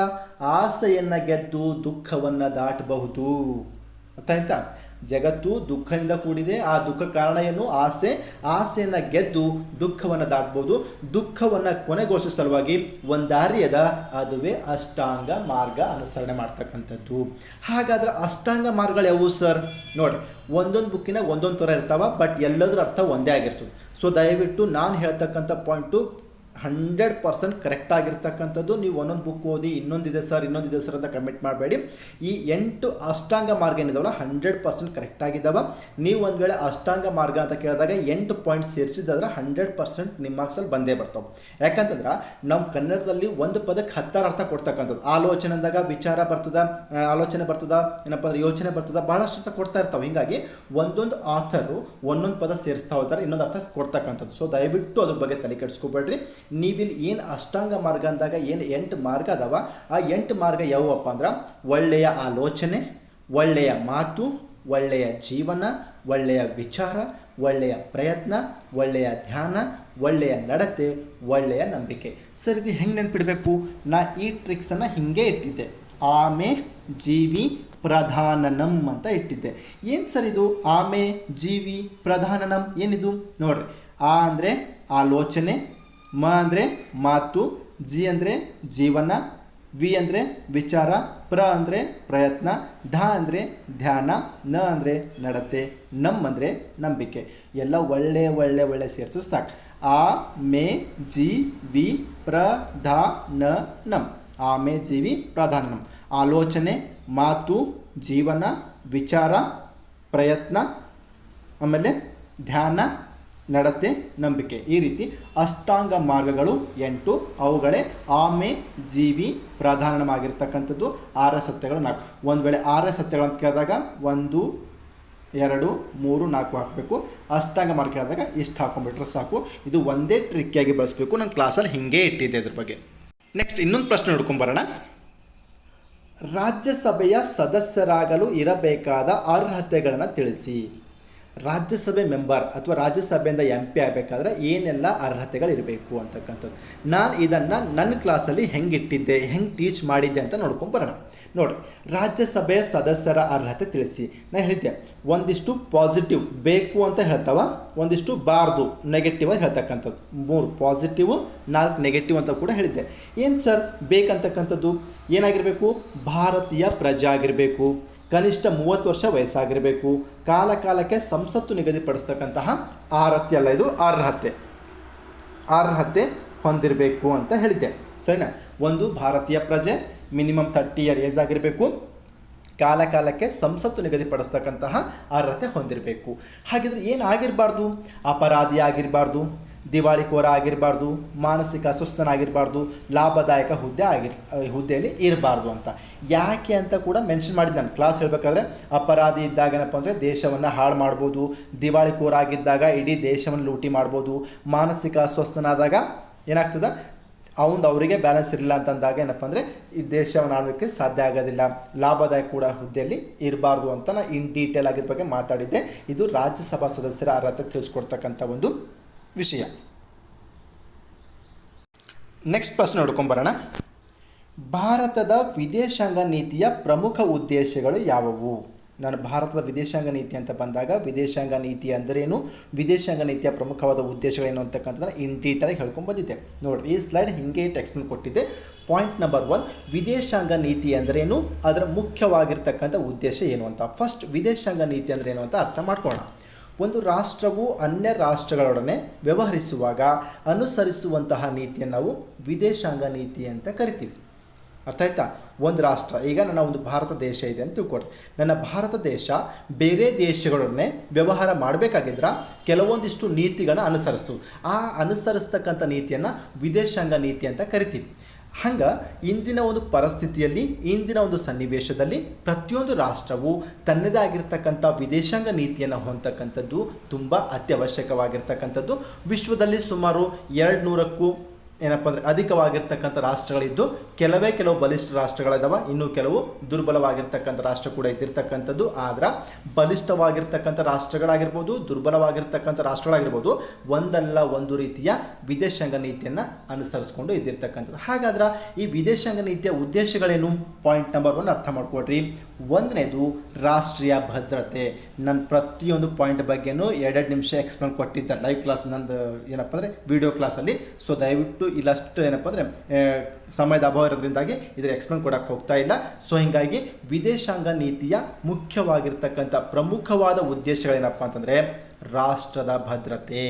ಫಸ್ಟ್ ನಮ್ಮ ಒಂದು ದೇಶದ ಸೆಕ್ಯುರಿಟಿ. ಎರಡನೇದು ರಾಷ್ಟ್ರದ ಆರ್ಥಿಕ ಸಂವರ್ಧನೆ, ದೇಶದ ಆರ್ಥಿಕ ಬಲವರ್ಧನೆ ಅಂತ ಕರಿತೀವಿ. ನಮ್ಮ ದೇಶ ಎಕಾನಮಿಕ್ಕಾಗಿ ಯಾವ ರೀತಿ ಗ್ರೋತ್ ಆಗಬೇಕು, ಯಾವ ರೀತಿ ಸ್ಟ್ರಾಂಗ್ ಆಗಬೇಕಂತಕ್ಕಂಥದ್ದು ಕೂಡ ವಿದೇಶಾಂಗ ನೀತಿ ರೂಪಣೆ ಮಾಡ್ಕೊಂಡಿರ್ತಕ್ಕಂಥದ್ದು. ಮೂರನೇದು ಮೋಸ್ಟ್ ಇಂಪಾರ್ಟೆಂಟ್ ಪಾಯಿಂಟ್, ನಮ್ಮ ದೇಶದ ಸಾಂಸ್ಕೃತಿಕ ಮೌಲ್ಯಗಳನ್ನು ಬೇರೆ ದೇಶದಲ್ಲಿ ಬಿತ್ತರಿಸುವುದು. ಕಲ್ಚರಲ್ ಏನು ವ್ಯಾಲ್ಯೂ ಅದಾವಲ್ಲ ನಮ್ದೇನಪ್ಪ ಅಂದರೆ ಬೇರೆ ಬೇರೆ ದೇಶದಲ್ಲಿ ಕೂಡ ಹರಡಿಸ್ತಕ್ಕಂಥದ್ದು. ಅದೇ ರೀತಿಯಾಗಿ ಇತರ ರಾಷ್ಟ್ರಗಳನ್ನು ಹೆಚ್ಚಿಸಿಕೊಂಡು ವಿರೋಧಿ ರಾಷ್ಟ್ರಗಳನ್ನ ಹತ್ತಿಕ್ಕತಕ್ಕಂಥದ್ದು. ಏನಪ್ಪ ನಮ್ಮ ಒಂದು ಶತ್ರು ರಾಷ್ಟ್ರಗಳನ್ನು ಹತ್ತಿಕ್ಕೋ ಸಲುವಾಗಿ ವಿದೇಶಾಂಗ ನೀತಿಯನ್ನು ರೂಪಿಸ್ಕೋತಕ್ಕಂಥದ್ದು. ನೆಕ್ಸ್ಟು ತುಂಬ ಇಂಪಾರ್ಟೆಂಟು, ವಿಶ್ವ ಶಾಂತಿಯನ್ನು ಸಾಧಿಸೋದು, ಅದ್ರ ಜೊತೆಯಾಗಿ ಸಹಬಾಳ್ವೆಯನ್ನು ಕೂಡ ಬೆಳೆಸ್ಕೋತಕ್ಕಂಥದ್ದು ಬಹಳಷ್ಟು ಇಂಪಾರ್ಟೆಂಟ್ ಆಗಿರ್ತಕ್ಕಂಥದ್ದು. ಇಷ್ಟು ವಿದೇಶಾಂಗ ನೀತಿಯ ಅರ್ಥ, ವಿದೇಶಾಂಗ ನೀತಿಯ ಪ್ರಮುಖವಾಗಿರ್ತಕ್ಕಂಥ ಉದ್ದೇಶಗಳು. ಈ 6 ಪಾಯಿಂಟ್ ಒಂದು ವೇಳೆ ನೀವು ಹಾಕಿತ್ತಂದ್ರೆ ನಿಮ್ಮ ಉತ್ತರ 100% ಆಗಿ ಕಂಪ್ಲೀಟ್ ಆಗಿರ್ತದೆ. ನಿಮ್ಮ ಮಾರ್ಕ್ಸು 100% ಆಗಿ ಸಿಕ್ಕಿರ್ತದೆ. ಇಷ್ಟು ವಿದೇಶಾಂಗ ನೀತಿಯ ಉದ್ದೇಶ. ನೆಕ್ಸ್ಟ್ ನೋಡ್ಕೊಂಬರೋಣ. ಭಾರತದ ರೆಡ್ ಕ್ರಾಸ್ ಸಂಸ್ಥೆಯ ಸಂಘಟನೆ ಕುರಿತು ವಿವರಿಸಿ ಅಂತ ಪ್ರಶ್ನೆ ಕೇಳಿದ್ದಾರೆ. ಭಾರತದ ರೆಡ್ ಕ್ರಾಸ್ ಸಂಸ್ಥೆ ಬಗ್ಗೆ ಪ್ರಶ್ನೆ. ನಾನು ಭಾರತದ ರೆಡ್ ಕ್ರಾಸ್ ಅಂತಕ್ಕಂಥ ಟಾಪಿಕ್ ಬಂದಾಗ ನನ್ನ ಕ್ಲಾಸಲ್ಲಿ ಹೆಂಗೆ ಹೇಳಿದ್ದೆಪ್ಪ ಅಂತಂದರೆ ನೋಡಿರಿ, IRCS Indian red cross society, ಭಾರತೀಯ ರೆಡ್ ಕ್ರಾಸ್ ಸಂಸ್ಥೆ ಅಂತ ಹೇಳಿದ್ದೆ. ರಚನೆ ಯಾವಾಗಾಯಿತು? 1920ದಾಗ ಆಯಿತು. ಸಂಸ್ಥಾಪಕರು ಯಾರು? ಕ್ಲೌಡ್ಲೆ ಹಿಲ್ ಅಂತಕ್ಕಂಥವ್ರು ಸಂಸ್ಥಾಪಕರಾಗಿದ್ದರು. ಇದರ ಪ್ರಧಾನ ಕಚೇರಿ ನವದೆಹಲಿಯಲ್ಲಿ ಇರ್ತಕ್ಕಂಥದ್ದು. ಇದರ ಧ್ಯೇಯವಾಕ್ಯದ ಒಂದು ಮಾನವೀಯತೆ ಮತ್ತು ಸ್ವಯಂ ಸೇವೆ. ಇದರ ಅಧ್ಯಕ್ಷರು ಯಾರಾಗಿರ್ತಾರೆ? ಪದನಿಮಿತ್ತ ಅಧ್ಯಕ್ಷರು ರಾಷ್ಟ್ರಪತಿಗಳಾಗಿರ್ತಕ್ಕಂಥದ್ದು. ಇದರ ಒಂದು ಎಕ್ಸಿಕ್ಯೂಟಿವ್ ಚೀಫ್ ಯಾರಾಗಿರ್ತಾರೆ? ಸೆಕ್ರೆಟರಿ ಜನರಲ್ ಆಗಿರ್ತಕ್ಕಂಥದ್ದು. ಇದು ಕೆಂಪು ಸಂಕಲನ ಚಿಹ್ನೆ, ಈ ಚಿಹ್ನೆಯನ್ನು ತನ್ನ ಚಿಹ್ನೆಯಾಗಿ ಹೊಂದ್ಕೊಂಡಿರ್ತಕ್ಕಂಥದ್ದು. ಇಷ್ಟು ಈ ಒಂದು ರೆಡ್ ಕ್ರಾಸ್ ಸಂಸ್ಥೆ ಬಗ್ಗೆ ಇರತಕ್ಕಂಥ ಒಂದಿಷ್ಟು ವಿವರಣಾತ್ಮಕವಾಗಿರ್ತಕ್ಕಂಥ ಮಾಹಿತಿ. ಏನು ಸ್ಟಾರ್ಟ್ ಆಗಿದ್ದೆ ಅವಾಗ 1920. ಸ್ಥಾಪಕ ಯಾರಿಂದ ಆಯ್ತದು? ಕ್ಲೌಡ್ಲೆ ಹಿಲ್ಲಿಂದ ಆಯಿತು. ಹೆಡ್ ಕ್ವಾರ್ಟರ್ ಎಲ್ಲದ ಇವಾಗ ನವದೆಹಲಿ ಎಲ್ಲದ. ಇದ್ರ ಧ್ಯೇಯವಾಕ್ಯ ಏನು? ಮಾನವೀಯತೆ ಮತ್ತು ಸ್ವಯಂ ಸೇವೆ. ಇದ್ರ ಪದನಿಮಿತ್ತ ಅಧ್ಯಕ್ಷರು ರಾಷ್ಟ್ರಪತಿ ಆಗಿರ್ತಾರೆ. ಹಾಗಾದರೆ ರೆಗ್ಯುಲರ್ ಎಕ್ಸಿಕ್ಯೂಟಿವ್ ಚೀಫ್ ಯಾರಾಗಿರ್ತಾರಪ್ಪ ಅಂದರೆ ಸೆಕ್ರೆಟರಿ ಜನರಲ್ಲು. ಇದ್ರ ಚಿಹ್ನೆ ಏನು? ಕೆಂಪು ಸಂಕಲನ ಚಿಹ್ನೆ ಹೊಂದಿರತಕ್ಕಂಥದ್ದು. ಇದು ರೆಡ್ ಕ್ರಾಸ್ ಸಂಸ್ಥೆ ಬಗ್ಗೆ ಇರ್ತಿರ್ತಕ್ಕಂಥ ಒಂದಿಷ್ಟು ವಿವರಣಾತ್ಮಕವಾಗಿರ್ತಕ್ಕಂಥ ಮಾಹಿತಿ ನನ್ನ ಕ್ಲಾಸಲ್ಲಿ ನಿಮಗೆ ಇದೇ ಸ್ಲೈಡ್ ಇಟ್ಟು ಪಾಠ ಬೋಧನೆ ಮಾಡಿದ್ದೆ. ನೆಕ್ಸ್ಟ್ ಇನ್ನೊಂದು ಪ್ರಶ್ನೆ ನೋಡೋಣ. ಭದ್ರತಾ ಸಮಿತಿಯ ರಚನೆಯನ್ನು ವಿವರಿಸಿ. ನಮ್ಮ ವಿಶ್ವಸಂಸ್ಥೆಯ ಕಾರ್ಯಾಂಗ ಅಂತಲೇ ಕರಿತೀವಿ ಭದ್ರತಾ ಸಮಿತಿಯನ್ನು. ನಮ್ಮ ಭಾರತ ದೇಶ ಭದ್ರತಾ ಸಮಿತಿಯ ಶಾಶ್ವತ ಸದಸ್ಯ ರಾಷ್ಟ್ರ ಆಗಲು ಏನಪ್ಪ ಅಂದರೆ ಪ್ರಯತ್ನ ಪಡ್ತಾ ಇದೆಯಲ್ಲ. ನಾವು ಹಿಂದಿನ ಸ್ಲೈಡಲ್ಲಿ ನೋಡಿದ್ದೀವಿ. ಈಗ ಹಿಂದಿನ ಪ್ರಶ್ನೆಯಲ್ಲಿ ರಷ್ಯಾ ಅದಕ್ಕೆ ಸಹಾಯ ಕೂಡ ಮಾಡ್ತಕ್ಕಂಥದ್ದು ನೋಡಿದ್ದೀವಿ. ಹಂಗೆ ಈ ಒಂದು ಭದ್ರತಾ ಸಮಿತಿ ರಚನೆ ಬಗ್ಗೆ ತಿಳ್ಕೊಬೇಕಾಗಿತ್ತು ಅಂದ್ರೆ ನನ್ನ ಕ್ಲಾಸನ್ನು ಏನು ಹೇಳಿದ್ದಪ್ಪ ಅಂದರೆ ಭದ್ರತಾ ಮಂಡಳಿ ಅಥವಾ ಭದ್ರತಾ ಸಮಿತಿ. ಏನು ಸರ್ ಇದು ಭದ್ರತಾ ಮಂಡಳಿ ಅಥವಾ ಭದ್ರತಾ ಸಮಿತಿ? ಇದು ವಿಶ್ವಸಂಸ್ಥೆಯ ಕಾರ್ಯಾಂಗವಾಗಿರ್ತಕ್ಕಂಥದ್ದು. ವಿಶ್ವಸಂಸ್ಥೆಯ ಶಾಸಕಾಂಗ ಅಂತ ಸಾಮಾನ್ಯ ಸಭೆಗೆ ಕರೆದ್ರೆ ವಿಶ್ವಸಂಸ್ಥೆಯ ಕಾರ್ಯಾಂಗ ಅಂತ ಭದ್ರತಾ ಮಂಡಳಿ ಅಥವಾ ಭದ್ರತಾ ಸಮಿತಿ ಕರಿತಕ್ಕಂಥದ್ದು. ಈ ಒಂದು ಭದ್ರತಾ ಮಂಡಳಿ ಅಥವಾ ಭದ್ರತಾ ಸಮಿತಿ ಏನಪ್ಪ ಅಂದರೆ ವಿಶ್ವಸಂಸ್ಥೆಯ ಸಚಿವ ಸಂಪುಟ ಎನ್ನುವ ಮಾದರಿಯಲ್ಲಿದ್ದು ಅತ್ಯಂತ ಪ್ರಭಾವಿ ಅಂಗ ಅನಿಸ್ಕೊಂಡಿರ್ತಕ್ಕಂಥದ್ದು. ವಿಶ್ವಸಂಸ್ಥೆಯ ಶಾಸಕಾಂಗವಾಗಿರ್ತಕ್ಕಂಥ ಸಾಮಾನ್ಯ ಸಭೆಯು ಅಥವಾ ಮಹಾಸಭೆಯು ಏನೆಲ್ಲ ಒಂದು ಶಾಸನ ರಚನೆ ಮಾಡ್ತದೋ ಅದೆಲ್ಲವನ್ನು ಸಚಿವ ಸಂಪುಟದ ಮಾದರಿಯಲ್ಲಿ ಎಕ್ಸಿಕ್ಯೂಟ್ ಮಾಡ್ತಕ್ಕಂಥ ಒಂದು ಪ್ರಭಾವಿ ಅಂಗ ಯಾವುದಪ್ಪ ಅಂದ್ರೆ ಭದ್ರತಾ ಮಂಡಳಿ ಅಥವಾ ಭದ್ರತಾ ಸಮಿತಿ ಅಂತ ಕರಿತೀವಿ. ಇದು ಸಾಮಾನ್ಯ ಸಭೆಯು ಕೈಗೊಳ್ಳುವ ನಿರ್ಣಯಗಳ ಕುರಿತು ಸಲಹೆ ಕೂಡ ನೀಡ್ತಕ್ಕಂಥದ್ದು. ಇದ್ರ ಕಾರ್ಯಗಳೇನಪ್ಪ ಅಂತಂದರೆ ಸಾಮಾನ್ಯ ಸಭೆ ಏನು ಕೈಗೊಳ್ಳುವುದಲ್ಲ ನಿರ್ಣಯಗಳು, ಆ ನಿರ್ಣಯಗಳ ಕುರಿತು ಸಲಹೆಯನ್ನು ನೀಡ್ತಕ್ಕಂಥದ್ದು. ಅದೇ ರೀತಿಯಾಗಿ ಜಾಗತಿಕ ಶಾಂತಿ ಮತ್ತು ಭದ್ರತೆಯನ್ನು ಕಾಪಾಡ್ತಕ್ಕಂಥದ್ದು ಇದ್ರ ಕಾರ್ಯ ಆಗಿರ್ತಕ್ಕಂಥದ್ದು. ಇನ್ನು ಇದರ ರಚನೆಗೆ ಬಂದಾಗ ಇದು ಒಟ್ಟು 15 ಜನ ಏನಪ್ಪ ಅಂದರೆ ಸದಸ್ಯ ರಾಷ್ಟ್ರಗಳ ಪ್ರತಿನಿಧಿಗಳನ್ನ ಒಳಗೊಂಡಿರ್ತಕ್ಕಂಥದ್ದು. ಒಟ್ಟು ಎಷ್ಟು ಜನ ಇರ್ತಾರೆ ಇಲ್ಲಿ? 15 ಸದಸ್ಯ ರಾಷ್ಟ್ರಗಳ ಪ್ರತಿನಿಧಿಗಳಿರ್ತಾರೆ. ಅದರಲ್ಲಿ 5 ಶಾಶ್ವತ ರಾಷ್ಟ್ರಗಳು, 10 ತಾತ್ಕಾಲಿಕ ರಾಷ್ಟ್ರಗಳು. 5 ಶಾಶ್ವತ ರಾಷ್ಟ್ರಗಳು ಯಾವುವು ಅಂದರೆ ನಾನು ಕೋಡ್ ಮಾಡಿ ಹೇಳಿದ್ದೆ ನಿಮಗೆ. ಆರ್ ಫೇಸ್ ಅಂತ. R stand for Russia, F stand for France, A stand for America, C stand for China, E stand for England. ಈ ರೀತಿ ಆರ್ ಫೇಸ್ ಅಂತ ಒಂದು ಕೋಡ್ ಕೂಡ ಹೇಳಿದ್ದೆ, ಹೌದಾ?